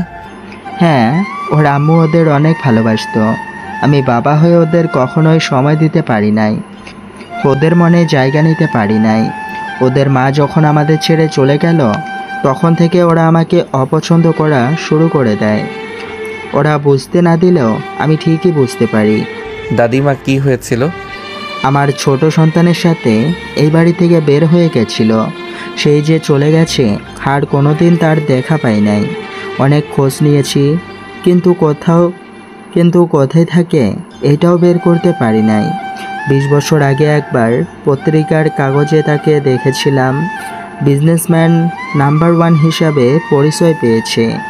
দাদিমা এখন কোথায় জানেন না? আর আপনি তার ঠিকানা পান নাই? পেয়েছিলাম, কিন্তু তার সাথে দেখা করতে পারি নাই। সেই সুযোগটা পাওয়ার আগেই জেলখানায় জায়গা হয়ে যায়। মানে কি বলেন? জেলখানায় মানে? আমার 3 বছরের জেল হয়েছিল। পরিচিত একজন মিথ্যা মামলায় ফাঁসিয়ে দিয়েছিল। জেল থেকে বের হয়ে সোজা দেশে চলে আসি। সবাই ভেবেছিল আমি মারা গেছি। ও আচ্ছা। একটাই কথা বলবো। জি বলেন। তোমার মাঝে আমি আমার ছোট ছেলের অনেক মিল পাই। তোমার হাসি, তোমার চলাফেরা আমার ছেলের মতো। আমার ছেলে তোমার মতো করে হাসতো। ওই খুব বুদ্ধিমান ছিল। তোমাকে দেখলে আমার ছেলের কথা মনে পড়ে যায়। আপনার ছেলের নাম কি, আর তার কি কোনো ছবি আছে? আমার ছেলের নাম? দাদু পুরো কথা শেষ করবে তখনই আয়ানের ফোন বেজে উঠলে আয়ান দাদুকে বলে, দাদু থাকেন, একটা মিটিং আছে, বউকে জানাতে হবে। আয়ান কথাগুলো বলে রুম থেকে বের হয়ে ফোনে কথা বলতে বলতে যেতে নিলে হঠাৎ করে কেউ পেছন থেকে টান দিয়ে রুমের ভেতরে নিয়ে গেল। আয়ান কল কেটে দিয়ে পিছনে ঘুরে তাকাতে সাথে সাথে নদী আয়ানের ঠোঁটজোড়া নিজের দখলে নিয়ে নিল। আয়ান নদীর কোমর ধরে ঠোঁটজোড়া ওপরে অত্যাচার করতে লাগলো। 3 মিনিট পর ছেড়ে দিলে নদী বলে উঠে, তোর বউকে তুই টাচ করস নাই, আমি জানি তোদের বাসর আজ হবে। তার আগেই আমি তোর ঠোঁটগুলো ইউজ করলাম। শুধু ঠোঁট, অন্য কিছু ইউজ করবেন না? কি বলতে চাস? কিছু না। ও হ্যাঁ, বউয়ের কাছে যেতে হবে। যা, তোর বউ তোর জন্য অপেক্ষা করছে। করবেই তো, আমার বউ আমার জন্য অপেক্ষা করবে না তো কার জন্য করবে? আয়নের কথায় নদীর রাগ উঠলে কলা চেপে ধরে বলে, আমি তোকে ভালোবাসি, আমি তোর প্রথম স্ত্রী। তুই আমার আগে ওর সাথে বাসর করতে পারবি না। দেখ আমি কি করি আজকে। কি করবে? হ্যাঁ, কিছু করতে পারবে না। আমি তো আজ বাসর করবই। তোর সাহস থাকলে করে দেখাস। ওকে। আয়ান কথাগুলো বলেই রুম থেকে বের হয়ে সোজা রাইসার রুমে চলে গেল। রাইসা আয়ানকে দেখে বলল, কোথায় ছিলে আয়ান? ম্যাম, সজীব স্যারকে কল দিয়ে কথা বলেন। বললাম মিটিং সকালে বলে দিয়েছি, রাতের ভিতরে ফাইলগুলো রেডি করতে হবে। আর কয়েকটা তো ফাইল কাজ শেষ করা যাবে। আচ্ছা, আমি বাইরে যাব। ঠিক আছে। রাইসা চলে গেল। আয়ান একটা ফাইল নিয়ে সোফায় বসে ফাইলে কাজ করতে লাগলো। নদী রুমে এসেছে, আয়ানের পাশে বসলো। আয়ানের হাঁটুতে হাত দিয়ে ঠোঁট কামড়াতে লাগলো। আয়ান বারবার হাত সরিয়ে দিয়ে কাজ করতে লাগলো। নদী আয়ানের ফাইল নিতে যাবে, সাথে সাথে আয়ান নদীকে ধরে কোলে বসিয়ে দিয়ে ফাইল হাত থেকে কেড়ে নিয়ে টি টেবিলের উপরে রেখে দেখতে লাগলো। নদী ডিস্টার্ব করতে নিলে আয়ান টান দিয়ে ওর দিকে ঘুরিয়ে এক হাত দিয়ে চেপে ধরে কানে হালকা করে কামড় দিয়ে ধরে থাকলো। নদী আয়ানের পিঠে মারতে লাগলো আর বলতে লাগলো, ছাড়ো রাক্ষস কোথাকার, তোমাকে কেউ মাংস খাওয়ায় নাই নাকি যে মানুষের মাংস খেতে চাচ্ছ? আয়ান কান ছেড়ে দিয়ে বলি, দুষ্টুমি করা বন্ধ করবে, কাজ করতে দাও। আমি বাসর করব, আমি বড় বউ, আমার অধিকার সবার আগে। সময় হইলে করব, এখন করার মুড নাই। কাজ করতে দিবে নাকি আমি কিছু একটা করব? আমি তো চাই কিছু একটা করো। কামড় দিয়ে গাল লাল করে দিব, পরে আর কাউকে দেখাতে পারবে না। তাই চুপচাপ বসে থাকো, কাজ করতে দাও। আমার কান্না আসছে, আমি কান্না করি, তুমি কাজ করো। নদীর কথা শুনে আয়ান চোখ উচকিয়ে তাকিয়ে বলে, কান্না কেন করবে? কি হয়েছে? আয়ান, আমি সত্যি তোমাকে অনেক ভালোবেসে ফেলেছি। আমি তোমার আশেপাশে অন্য নারীকে সহ্য করতে পারছি না। কেন বুঝতে পারছো না? আমাদের বিয়েটা যেমনই হোক, আমরা তো স্বামী স্ত্রী। আয়ান, এই বিয়েটা কেন করলে তুমি? নদী কথাগুলো বলে কান্না করতে লাগলো। আয়ান নদীকে কোল থেকে নামিয়ে দিলে নদী বাচ্চাদের মতো আয়ানের শার্টের সাথে নাকের পানি মুছতে লাগলো আর কান্না করতে লাগলো। আয়ান নদীকে এক হাত দিয়ে সামনের মাথায় হাত বুলিয়ে দিতে লাগলো, অন্য হাত দিয়ে কাজ করতে লাগলো। নদী বাচ্চাদের মতো করে আয়ানের শার্ট টানতে টানতে কান্না করতে করতে বলতে লাগলো, কেন করলে আয়ান? তুমি বিবাহিত জানার পরও কেন তুমি রাইসাকে বিয়ে করলে? আমি তো তোমাকে ডিভোর্স দেই নাই, তুমি কেন বিয়ে করলে? তাও আবার আমার কাজিনকে। আমি কিভাবে ওকে বলবো আমার স্বামীর সাথে তুই কেন থাকোস? তোকে দেখলে আমার রাগ হয়, কষ্ট হয়। নদী কথাগুলো বলতে লাগলো আর ফুপিয়ে ফুপিয়ে কান্না করতে লাগলো। আয়ান এক হাত দিয়ে বাহুতে জড়িয়ে ধরে হাত বুলিয়ে দিতে লাগলো। নদী কান্না করতে করতে বলতে লাগলো, তুমি কি জানো না, বাঙালি নারীরা সব ছাড়তে পারে কিন্তু তার স্বামীর ভাগ কাউকে দিতে চায় না। তুমি সব কিছু জেনে কেন বিয়ে করলে আয়ান? তোমার টাকার দরকার হইলে আমার সাথে যোগাযোগ করতে পারতে। তুমি তো আমার বাসা চিনতে, সব চিনেও তুমি আমার কাছে কেন আসো নাই? আমার বোনকে বিয়ে করলে। তুমি জানো আমি তোমাকে কত মিস করছি। আমি তোমাকে নিয়ে সব সময় ভাবতাম। তুমি বিয়েটা না মানলেও আমি তো বিয়েটা মেনে নিয়েছিলাম আয়ান। নদী কথাগুলো বলতে বলতে কান্নায় ভেঙে পড়লো। আয়ান নিজের কাজ রেখে নদীর দিকে তাকিয়ে 2 হাত দিয়ে চোখ মুছে দিতে লাগলো। নদীর রেগে হাত সরিয়ে দিতে লাগলো। আয়ান জোর করে নদীকে জড়িয়ে ধরে বলতে লাগলো, কান্না থামাও, কেউ এসে যাবে। তোমার মনে কি কারোর প্রতি কোনো দয়া মায়া হয় না? তোমার মন এতটা পাষাণ কেন? আমি এমনই, আমার কারোর প্রতি মায়া হয় না। আমার প্রতি একটু মায়া জন্মালে কি ক্ষতি হবে? হ্যাঁ, কান্না থামাও, কথায় কথায় কান্না করবে না তো। এটার খুব বিরক্ত লাগে। কেউ মনে হয় আসছে, চোখ মুছো। আয়ান নদীকে ছেড়ে দিয়ে কাজ করতে লাগলো। নদী তাড়াতাড়ি করে চোখ মুছে ফেললো। নিজেকে স্বাভাবিক করতে গিয়ে আবার কান্না করলে কারোর কণ্ঠের শব্দ শুনে সাথে সাথে নিজেকে সামলিয়ে নেয়। আশিক এসেছে বলে ওঠে, আয়ান, আমার গার্লফ্রেন্ড ওর ফ্যামিলি দেশে এসে গেছে, রাফি ভাইও এসেছে, এখন কি হবে? আশিক কথাগুলো বলে সামনে তাকাতেই দেখে নদী বসে আছে। নদী আশিকের কথা শুনে বলে, গার্লফ্রেন্ড আছে তোর? আপু তুই এখানে কি করো? দুলা ভাইয়ের সাথে গল্প করি। তোর গার্লফ্রেন্ড আছে? আপু কাউকে বলো না, আব্বু শুনলে রেগে যাবে। বলবো না, বাট আমার কথা শুনে চললে। ঠিক আছে, সব শুনবো। আপু তুমি একটু যাও তো, আমি আয়নের সাথে কথা বলবো। ওই দুলা ভাই হয়? তুই নাম ধরে ডাকছিস কেন? অভদ্র কোথাকার। আমি অনুমতি দিয়েছি, তাই বলছে আপনি জানতো। কিসের অনুমতি? হ্যাঁ, ওকে দুলা ভাই বলে ডাকবি, একদম নাম ধরে ডাকবি না। ঠিক আছে তুমি যাও। নদী চলে গেলে আশিক আয়নের কাছে এসে বলে, আপু তো বাইরে গেছে, এখন কি হবে? ভাইয়া যদি তার বাবা মাকে নিয়ে চলে আসে, হুট করে যদি সবাই জেনে যায় যে এতদিন মিথ্যা কথা বলেছে রাইসা আপু তুমি তার হাজবেন্ড না, ভাবতে পারছো কি হবে? আমার আব্বু আরও রেগে যাবে। আপনার রিয়েল দুলাভাইকে কল করে সোজা বলেন এই বাসায় আসা লাগবে না, ভালোভাবে বুঝিয়ে বলেন। আমরা আগে সবাইকে বুঝিয়ে নেই, তারপর। তাই বলতে হবে। উনি ওনার দাদুর বাড়িতে যাবে, ওইখান থেকে সোজা আমাদের বাসায় আসবে হয়তো। দাদার বাড়ি? হ্যাঁ। ও আচ্ছা। আপু কখন আসবে? কিছু বলে গেছে কি? কল দেন। কল কেটে দেয়, মনে হয় ব্যস্ত আছে। ও আচ্ছা যান, চিন্তা করেন না, কিছু হবে না, সব ঠিকঠাক হয়ে যাবে। আশিক চলে গেল। আয়ান মনে মনে কিছুক্ষণ ভেবে কাজ করতে লাগলো।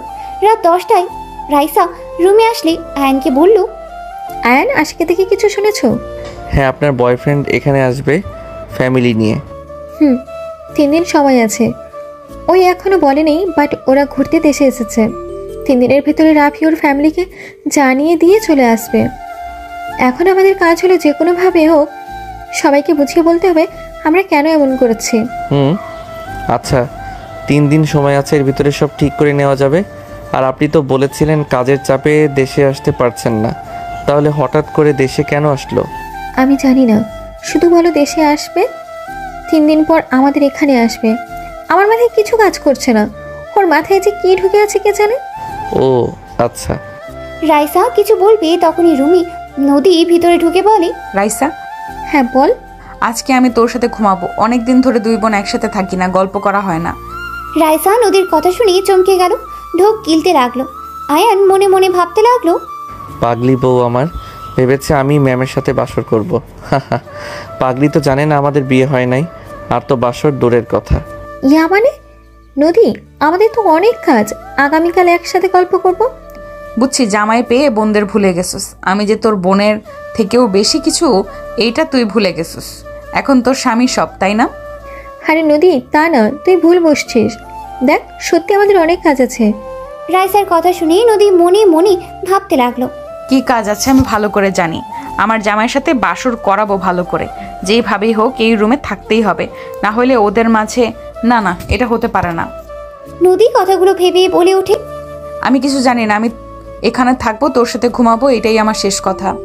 নদী এই কথাগুলো বলে সোজা খাটে গিয়ে শুয়ে পড়ল। আয়ান বলে ওঠে, শালিকা, তুমি তো জানো আমাদের বাসর এখনো হয় নাই, তুমি যদি থাকো তাহলে আমরা বাসর কিভাবে করব?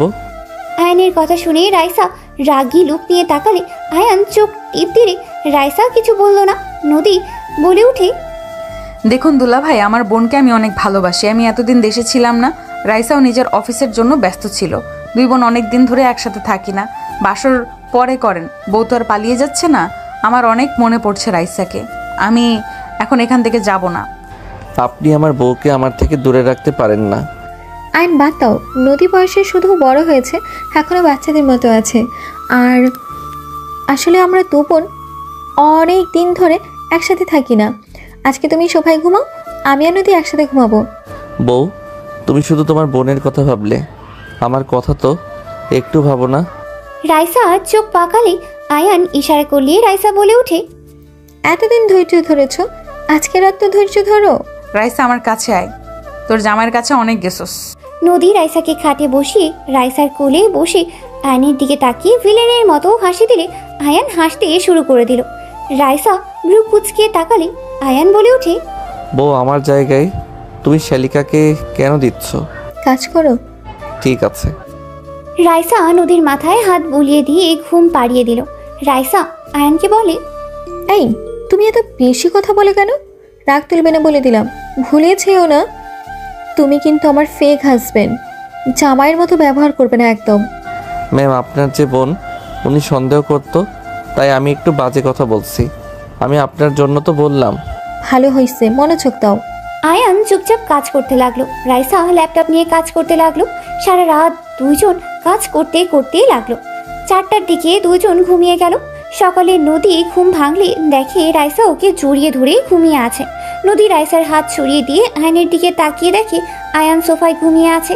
নদী বিজয়ী হাসি হেসে মনে মনে ভাবতে লাগলো, কর বাসর, আমার আগে বাসর করার মজা বুঝিয়ে দিয়েছি। লুচ্চা বেডা একটা, এমন জায়গায় মারবো না বাসর আর মুখেও নিয়ে আসবি না, কুত্তা বিড়াল। নদী মুখ ভেঙচি দিয়ে নেমে চলে গেল রুমে। রাইসার ঘুম ভাঙলে ঘড়ির দিকে তাকাতে দেখে অনেক বেজে গেছে। রাইসা তাড়াতাড়ি করে উঠে পড়লো। আয়নকে তাড়াতাড়ি ডাক দিয়ে তুলে নিয়ে বলল, আয়ন ওঠো, তাড়াতাড়ি রেডি হতে হবে, অনেক বেজে গেছে। রাইসা কথাগুলো বলে চলে গেল। আয়ান তাড়াহুড়ো করে উঠে পড়লো। ব্যাগ থেকে শার্ট প্যান্ট নিয়ে পাশের রুমে গিয়ে ফ্রেশ হয়ে রেডি হয়ে নিল। রাইসার রুমে এসেছে, সব কিছু গুছিয়ে নিতে লাগলো। গুছিয়ে নিয়ে রাইসার সাথে তাড়াতাড়ি করে বাসা থেকে বের হয়ে গেল। সন্ধ্যার দিকে আয়ান রাইসা বাসায় ফিরলো। বাসায় ঘরে যেতেই আয়ান রাইসা দুজন চমকে উঠল। আয়ানকে দেখে কেউ কিছু বলার আগেই নদীর আম্মু বলে ওঠে, আম্মাজান, এটা রাইসা আর তার হাজবেন্ড আয়ান।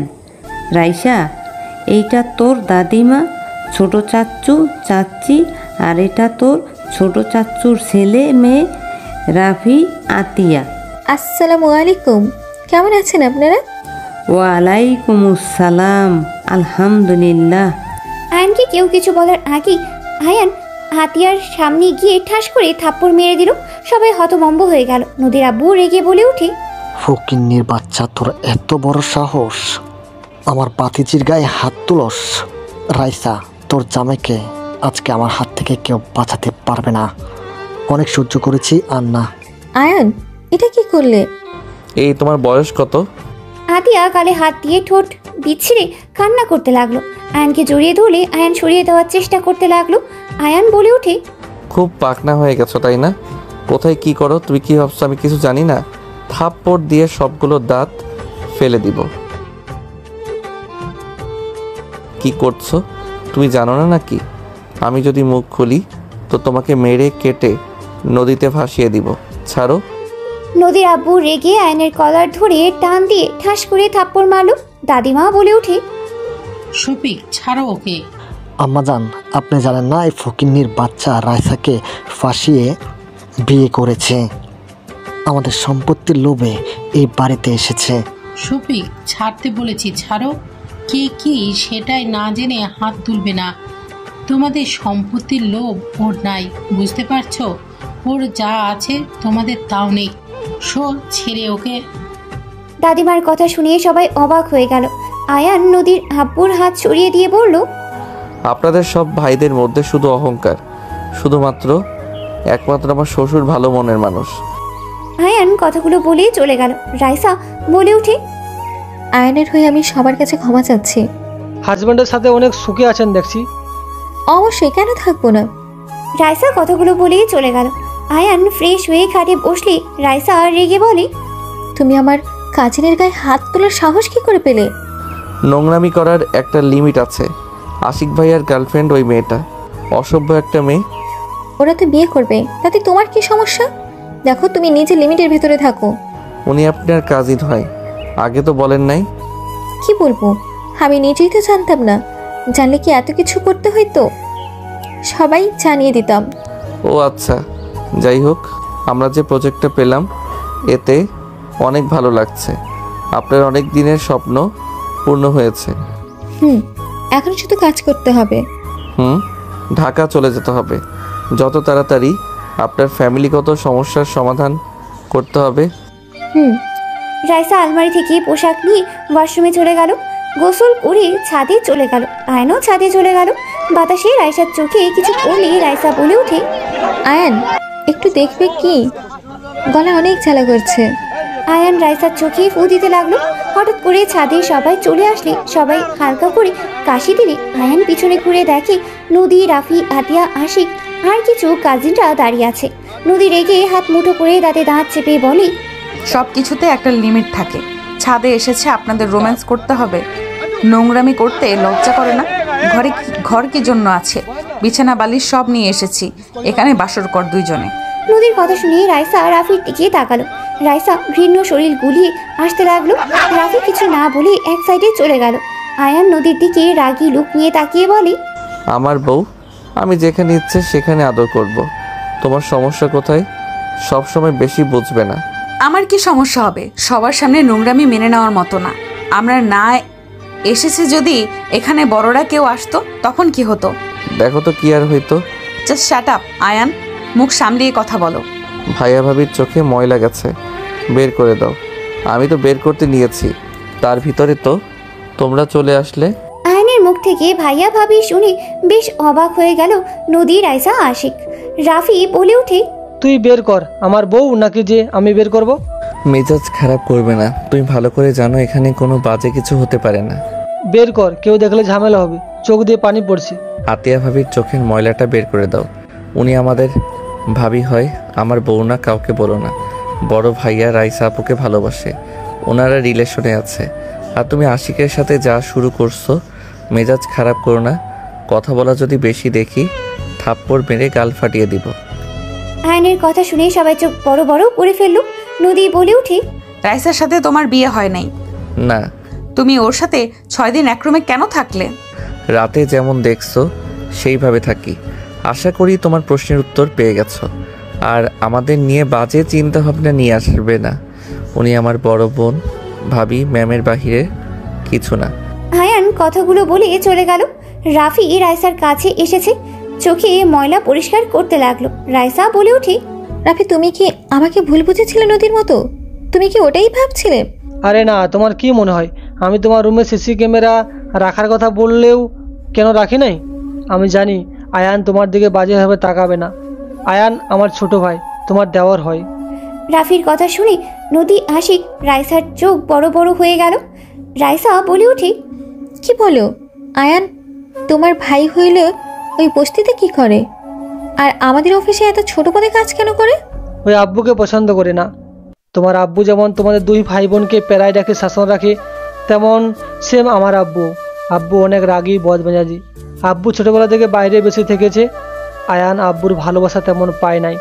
তার ভিতরে আবার আব্বু বাসায় আসলে আয়ানকে আমাদের 3 জনকে অনেক শাসনে রাখতো। কিছু ভুল করলে মারতো, বকাঝকা করতো। আম্মু কিছু বলে আম্মুর গায়ে হাত তুলতো। আম্মুর গায়ে হাত তোলা থেকে ওইটাই আয়ানের মনের ভিতরে আব্বুর প্রতি ঘৃণা জন্ম নেয়। আব্বুর কোনো কাজ আয়ানের ভালো লাগতো না। আম্মুকে প্রতিবাদ করতে বলে আম্মু করতো না, আয়ানকে বুঝাতো। আয়ান একদিন রেগে গিয়ে ভাঙচুর করে বলে দেয়, ওই আব্বু আম্মুর কারো সন্তান না, ও এতিম। ওকে যদি সন্তান হিসাবে পরিচয় দেয়, সেই দিন আয়ান নিজেকে শেষ করে দিবে। সেই দিন রাতে আয়ান পালিয়ে দেশে চলে আসে। তারপর থেকে অন্য পরিচয় আছে। সেদিন কোলে নিয়ে আসলাম, তুমি তো ওকে কিছু বলো না, আর আমাকেও তো বললে না। আমি তোমাকে কিছু বললেও ওই এখানে আসতো না। তুমি ভাবি হবে দেখে তোমার সাথে এসেছে। অন্য কোনো মেয়ে হইলে তোমার সাথে কখনোই আসতো না। মানুষ ঠকানো ওর পছন্দ না। এই কাজগুলো করতেও ওই মনের সাথে হয়তো লড়াই করেছে। প্রথমে ও রাজি হয়নি, তোমাকে দেখার পর হুট করে হ্যাঁ বলে দেয়। আমি বুঝতে পারছিলাম না, ওকে দেখে কোনো কিছু বোঝা যায় না, চাপা স্বভাবের। সবার কথা শুনে নদী থমকে গেল। নদী দৌড়ে নিচে চলে গেল। নদী রাইসার রুমের সামনে গিয়ে দেখে আয়ানের আম্মু আয়ানকে জড়িয়ে ধরে কান্না করতে করতে বলছে, আয়ান, আর কতদিন আমাকে এভাবে শাস্তি দিবি? তুই আমার সন্তান, তোকে আমি কারোর সামনে পরিচয় দিতে পারছি না। আয়ান, তোকে এভাবে দেখতে আমার একদম ভালো লাগছে না। সন্তানকে কষ্ট পেতে দেখলে কি কোনো মায়ের মন শান্ত থাকতে পারে বল? 2টা সন্তান আছে, তাদের নিয়ে থাকেন, আমাকে ছাড়েন, কেউ এসে পড়বে। আয়ান, রাগ অভিমান কমিয়ে আমাদের সাথে চল না। আয়ান, তোর আব্বু তোকে অনেক ভালোবাসে, বিশ্বাস কর। তোর আব্বু বাহিরে রাগী, ভেতরে তার মনটা একদম নরম। তাতে আমি কি করব? ছাড়েন তো। অহংকার ফ্যামিলির সাথে আমার কোনো সম্পর্ক থাকতে পারে না। আপনি এখান থেকে যান। আয়ান কথাটা বলে ওর আম্মুকে সরিয়ে দিয়ে বারান্দায় চলে গেল। আয়ান বারান্দায় দরজা লাগিয়ে দিল। আয়নের আম্মুকে বের হইতে দেখে নদী ওইখানেই চলে গেল। 3 ঘন্টা পর রাইসা রুমে এসেছে। আয়ানকে দেখে বলে, আয়ান চলো নিচে খাবার খাওয়ার জন্য আম্মু ডাকছে। খাবো না, আপনি যান। এই তুমি এমন কেন? ঠিক মতো খেতে চাও না? ক্ষুধা না লাগলে আমি কি করব? চলো নিচে খেয়ে নেবে। ভাইয়া আপনার উপরে রাগ করে আছে নাকি? না, আছে। তুমি আমার থেকে লুকালে কেন? তুমি যে রাফির ছোট ভাই। আমি কারো ভাই না, আমি আপনার অফিসের এমপ্লয়ি। যাই হোক, আমার সাথে চলো। রাইসা আয়নের হাত ধরে নিয়ে যেতে লাগলো। আয়ন বিরক্ত লাগলে কিছু বলল না। নিচে গেলে রাইসা আয়নের হাত ছেড়ে দিল। দুজন নিচে চলে গেল। আয়নকে রাইসা বলল, আয়ন চেয়ারে বসো। দরকার নাই, যেখানে বসে খাই ওইখানেই ঠিক আছে। আয়ন নিচে বসলে সবাই অবাক হয়ে তাকালো। রাইসার আব্বু বলে উঠে, ব্যাস অনেক হয়েছে, আয়ান এখানেই এসেছে, বসো। আমি তোমার শ্বশুর হয়ে বলছি, তুমি আমার কথা শুনবে না? তুমি কি মেয়ের জামাইকে মেনে নিলে নাকি? নদীর আব্বুর কথা শুনে রাইসার আব্বু কিছু না বলে উঠে কি আয়নের হাত ধরে চেয়ার টেনে বসিয়ে নিয়ে পাশে বসে পড়লো। রাইসা আয়নের পাশেই বসলো। রাইসার আব্বু বলে, আজ থেকে আমি আমার মেয়ের জামাইয়ের কোনো অপমান সহ্য করব না। আমার মেয়ে জামাই গরিব হতে পারে, বাট মনের দিক দিয়ে ওই ধনী। আর কিছু মানুষ টাকা পয়সা থাকার পরও সেই মনের দিক দিয়ে ছোট লোক। রাইসার আব্বুর কথা শুনে নদীর আব্বু রেগে গিয়ে বলে, তুই আমাকে ইঙ্গিত করে কথা বললি। দিন দিন অনেক সাহস বাড়ছে তোর। বড় ভাইকে সম্মান করতে ভুলে যাচ্ছিস, তাই না? মেয়ের জামাইকে বেশি মাথায় তুলিস না, পরে দেখবি তোকে রাস্তায় বসিয়ে দিয়ে চলে গেছে।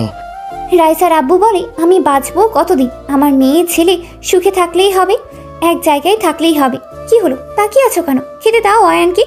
রাইসার আম্মু সবাই খাবার দিতে লাগলো। আয়নের আব্বু রাগে নিচের দিকে তাকিয়ে থাকলো। সবাইকে খাবার দিয়ে খেতে লাগলো। দাদিমা বলে উঠে, নাচ জামাই, তুমি খাওয়া শেষ করে একটু আমার রুমে আসো তো, তোমার সাথে আমার কিছু কথা আছে। দুঃখিত, আমার কাজ আছে। আয়নের কথা শুনে নদীর আব্বু রেগে বলে, দেখ তোর মেয়ের জামাইয়ের কত বড় সাহস। আম্মা জানের মুখের উপরে বলে দেয় কাজ আছে। আম্মা জানের থেকে কি ওর কাজ আগে? আয়নের দিকে রাইসার আব্বু বলে, আয়ান বড়রা কিছু বললে শুনতে হয়। দেখো, উনি আমার আম্মা যান, তুমি তাকে অসম্মান করাও বিষয়টা খুব দুঃখজনক। দুঃখিত। আয়ন কথাগুলো বলে নিচের দিকে তাকিয়ে থাকতে খেতে লাগলো। নদী আয়নের দিকে তাকিয়ে থাকতে লাগলো। সবাই টুকটাক কথা বলতে লাগলো। খাওয়া দাওয়া হইলে সবাই বসার ঘরে বসে পড়লো। আয়ান রাইসার পাশে বসে থেকে ফোন চালাচ্ছিল। সবাই কথা বলতে লাগলো। হঠাৎ করে আয়নের আব্বু বলে উঠে, ভাইজান, নদীকে তাহলে আমার বৌমা বানিয়ে নিতে চাই, আপনি কি বলেন? এটা তো খুব ভালো একটা সংবাদ। আমি নদীর জন্য পাত্র দেখতাম। সেখানে যদি রাফি বাবার সাথে বিয়ে হয় তাহলে তো অনেক ভালো হবে। হ্যাঁ, আমাদের মেয়ে আমাদের কাছে থাকবে।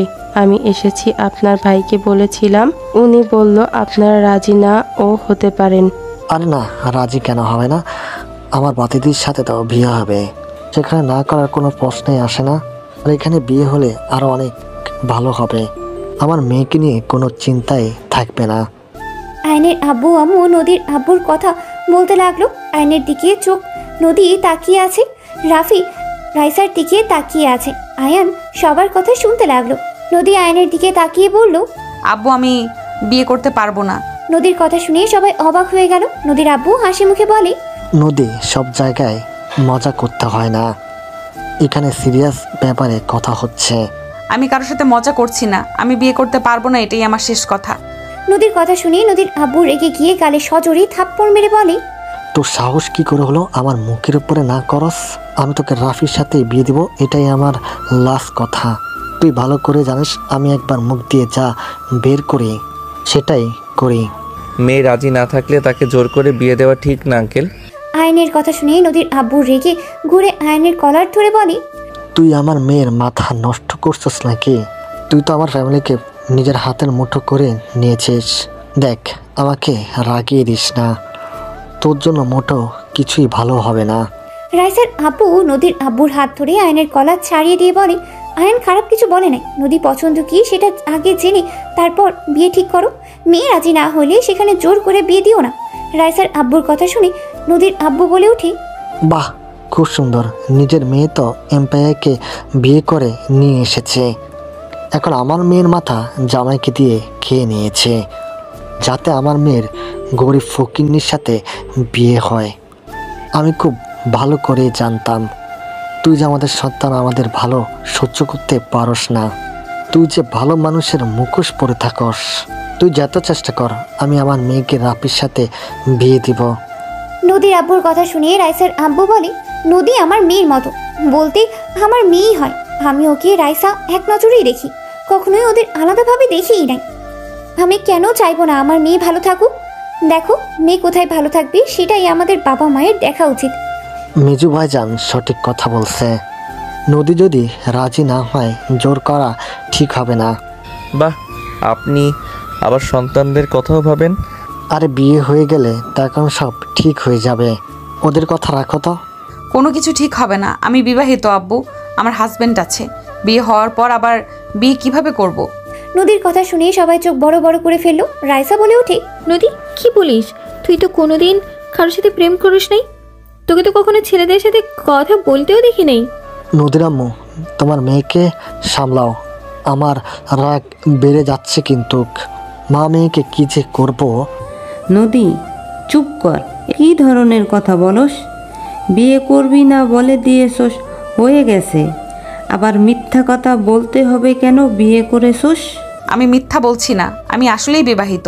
তোমার জামাইকে আর কোনোদিন তো ফোন দেওয়া দেখলাম না। তুমি তো দেশে 1 বছর ধরে এসেছো, কই কখনো তো কল দেওয়া দেখলাম না। তোমার ফোনও তো আমার কাছে 2 দিন হলো ছিল। কোনো ছেলে ফ্রেন্ড বা কোনো ছেলে তো কল পেলাম না। আপু মজা করো না তো। আসলে তোর দোষ না, সব দোষ তোর মায়ের। নদীর আব্বু কথাগুলো বলি নদীর আম্মুকে থাপ্পড় মারতে যাবে, সাথে সাথেই দাদিমা হাত ধরে গালে সজোরে থাপ্পড় মেরে দিয়ে বলল, ব্যাস অনেক হয়েছে, আর না। কি শুরু করেছো? বাপ ছেলের এক অবস্থা, কোনো কিছু হইলেই স্ত্রীর গায়ে হাত তুলবে। এইসব কি ধরনের অসভ্য? হ্যাঁ, কথা মুখ দিয়ে বলো, কথায় কথায় হাত তোলার অভ্যাস কমাও। আম্মা জান, আপনি জানেন না এই মা মেয়ে আমার চোখের আড়ালে কত কি করে রাখছে।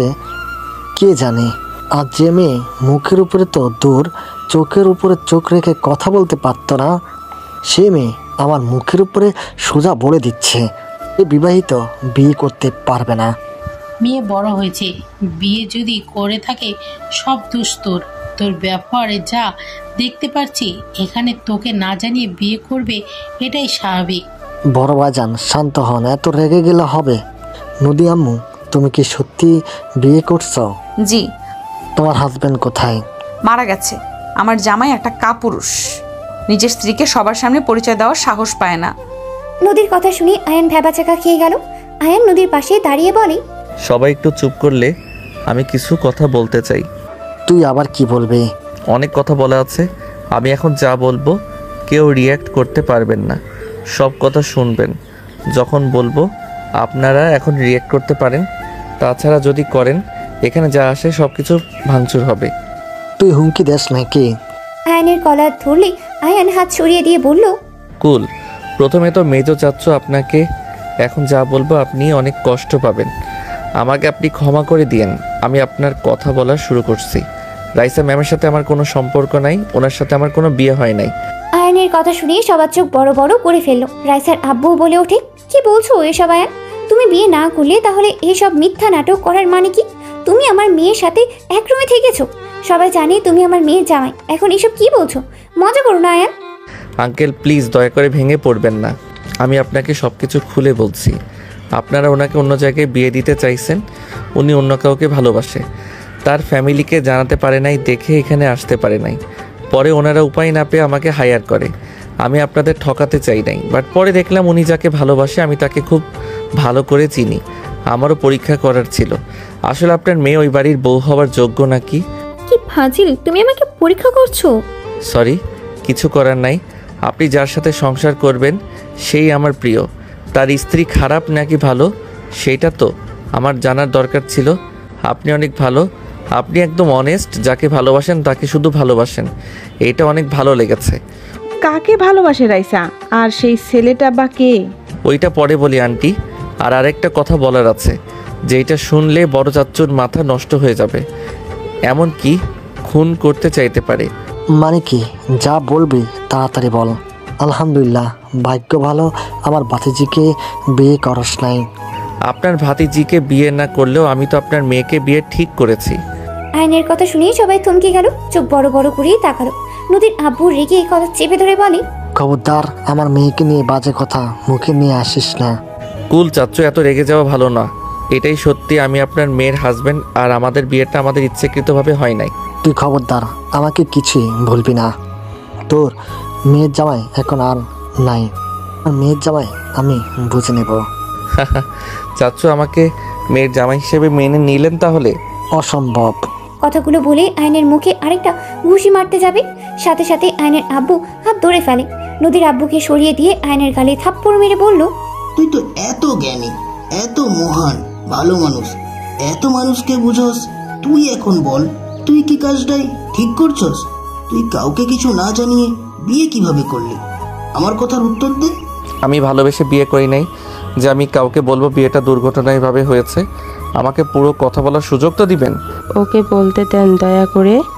আয়নকে ছেড়ে দিলে আয়ন ঠোঁট মুছতে মুছতে সব কিছু খুলে বলতে লাগলো। বলা শেষ হইলে আয়ন বলে ওঠে, এভাবে আমাদের বিয়ে হয়েছে। এখন আপনারা বলেন কিভাবে কাকে জানাবো?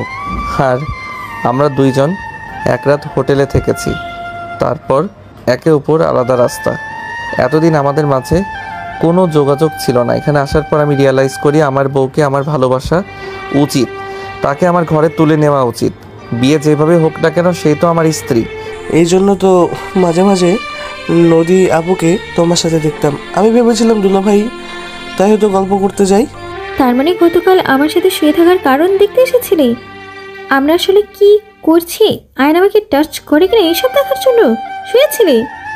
আয়ান আমাকে বলেছিল আমার সাথে বাসর করবে, তাই আমি নিজেকে সামলাতে পারি নাই। আমার রাগ হচ্ছিল আর অনেক কষ্ট হচ্ছিল।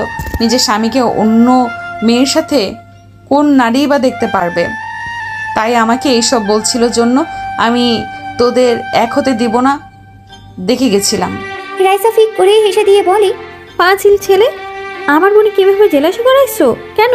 কি করব, একটু দেখা লাগতো আসলে ভালোবাসে নাকি না। Just start up. সবাই চুপ করবে। যাতে যাই হয়ে যাক, আমি তোর হাতে আমার মেয়েকে দিব না। ভালো হয়েছে তোর সাথে আমার মেয়ে থাকে নাই। আমি খুব তাড়াতাড়ি তোর সাথে ডিভোর্স দিব। রাফি বাবা, তুমি তো শুনলে ওদের মধ্যে কোনো সম্পর্ক নাই, বিয়ে শুধু হয়েছে। দুঃখিত চাচু, ওদের মাঝে সম্পর্ক থাক বা না থাক, আমি নদীকে বিয়ে করতে পারবো না। শুধু নদী কেন, কোনো মেয়েকে বিয়ে করতে পারবো না। কেন, তুই আবার ছোট ভাইয়ের মতো বিয়ে করে রাখছস নাকি? আম্মু, রাইসা আপু তোমার বড় বৌমা, আর নদী তোমার ছোট বৌমা, আর আশিক তোমার মেয়ের জামাই। আতিয়া আশিক রিলেশনে আছে, আর ভাইয়া আর রাইসা আপু রিলেশনে আছে। রাফি ভাইয়া আব্বুর ভয়ে কিছু বলতে পারে নাই। আমি বলে দিলাম, এখন তোমরা মেনে নিবে নাকি না। যদি নাও ভালো, না নিলে কিছু করার নাই। জ্ঞানী, তোমার একমাত্র মেজো ছেলেটা সব থেকে ভালো, আর দুইটা সেম। বুঝতে পারলাম না তোমরা যাদের ভালোবেসেছো সেইগুলো এমন কেন হয়েছে। আয়নের কথা শুনে রাইসার আব্বু বলে, আয়ান এসব কি বলছো? ছোট ভাই, আয়ান তোমাকে আব্বু কেন বলছে? আয়ান আমার সন্তান। আয়নের আব্বুর কথা শুনে সবার চোখ ছানা বড়া হয়ে গেল। দাদিমা বলে উঠে, হ্যাঁ, আয়ান আমার ছোট নাতি। বড় খোকা, তুই আয়ানকে যেভাবে অপমান করছস, যে ব্যবহারগুলো করছস, শুধুমাত্র আয়ানের জন্য আমি চুপ ছিলাম। আয়ান যা আছে তোর এক ভাগও তাই নেই। আয়ান চাইলে তোর কোম্পানিকে কিনে ফেলে দিলেও ওর ইনকাম কমবে না। আয়ান যদি ছোটর ছেলে হয় তাহলে ও এমপ্লয় কিভাবে হয়? আয়ান আমার উপর রাগ করে পালিয়ে দেশে আসে। ওই আমাকে ঘৃণ্য করে। আমি আমার সন্তানকে দূর থেকে খোঁজ খবর নিতাম, বাট দিনাজপুরে গিয়ে এইসব হয়েছে, এইসব আমি জানতাম না। যাই হোক, অত কথা বলে লাভ নাই। নদী যেহেতু আমার বৌমা হয়ে গেছে, আমার সন্তান খুশি তো আমরাও খুশি। আর রাইসাকে যেহেতু রাফি ভালোবাসে, সেখানে আমার আর কোনো সমস্যাই নাই। যার যার মতো তাদের পার্টনার খুঁজে নিয়েছে, এখানে আর কিছু বলার নাই। বাট আশিক, তোমাদের বিয়ে দিলেও আমার মেয়েকে এই বাড়িতে পাঠাবো না। চাচু, আমি কি করেছি? কেন পাঠাবেন না? তোমরা দুইজন আরো একটু বড় হও, পড়াশোনা শেষ করো, তারপর। আচ্ছা বড় ভাইজান, আপনার কি কোনো আপত্তি আছে? না আয়ান, ক্ষমা করে দিও। আমাকে তো একবার বলতে পারতে যে তুমি আমাদের ভাতিজা। আসল ব্যবহার তো সবার দেখলাম। যাই হোক নদী, তুমি যদি ভেবে থাকো আমি ওনার ছেলে দেখে লন্ডন গিয়ে থাকতো, তাহলে ভুল। আমি ওই বস্তিতে থাকবো। আমার সাথে যদি বস্তিতে থাকতে পারো তাহলে আমার হাতটা শক্ত করে ধরবে, ছাড়তে পারবে না। আর যদি না ধরো তাহলে সারা জীবনের মতো চলে যাবে। নদী আয়নের হাত শক্ত করে ধরে বলে, স্বামী যেখানে আমিও সেখানে, কিন্তু পরনারীদের থেকে দূরে থাকতে হবে। যদি কোনো নারীর সাথে দেখি তাহলে কিন্তু। বুঝছি, খুন করবে নাকি? ও তো আমি তো মারা গেছে, আমাকে আবার খুন করবে কিভাবে? আয়নের কথা শুনে সবাই হেসে দিলে নদী আয়নকে মারতে মারতে বলে, আমি রেগে বলছি, তুমি চুপ করেছিলে তাই বলছি। ও আচ্ছা, আমি তো ভেবেছিলাম সত্যি মারা গেছি। চুপ করো। আয়ন চুপ হয়ে গেলে সবাই হাসতে লাগলো। নদী আয়নের বাহু জড়িয়ে ধরে লজ্জা পেয়ে গেল। আয়ান হেসে দিল নদীকে জড়িয়ে নিয়ে।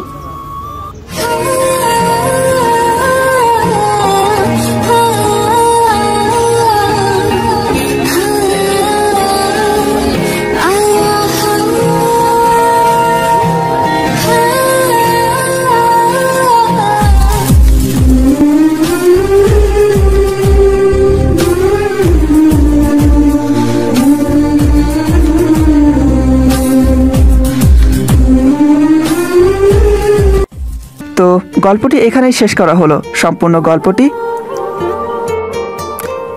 যদি আপনাদের ভালো লেগে থাকে তাহলে অবশ্যই ভিডিওটি শেয়ার করুন, আর আমাদের চ্যানেলে নতুন হয়ে থাকলে অবশ্যই চ্যানেলটিকে সাবস্ক্রাইব করে পাশে থাকা বেল আইকনটি বাজিয়ে দিন। কিছু উৎসাহমূলক কমেন্ট করবেন। আর আপনারা তো নাইস, ভালো হয়েছে, সেই নেক্সট পর্ব তাড়াতাড়ি দিন। এসব তো আমার কাছে উৎসাহ মনে হয় না, এই সব তো আমার কাছে উৎসাহ মনে হয় না। তাই বলি আমাদের কিছু উৎসাহ দিন, আমাদেরকে কিছু উৎসাহ দিন। দেখবেন পরবর্তী গল্পগুলো আরো সুন্দর হবে। ধন্যবাদ সবাইকে।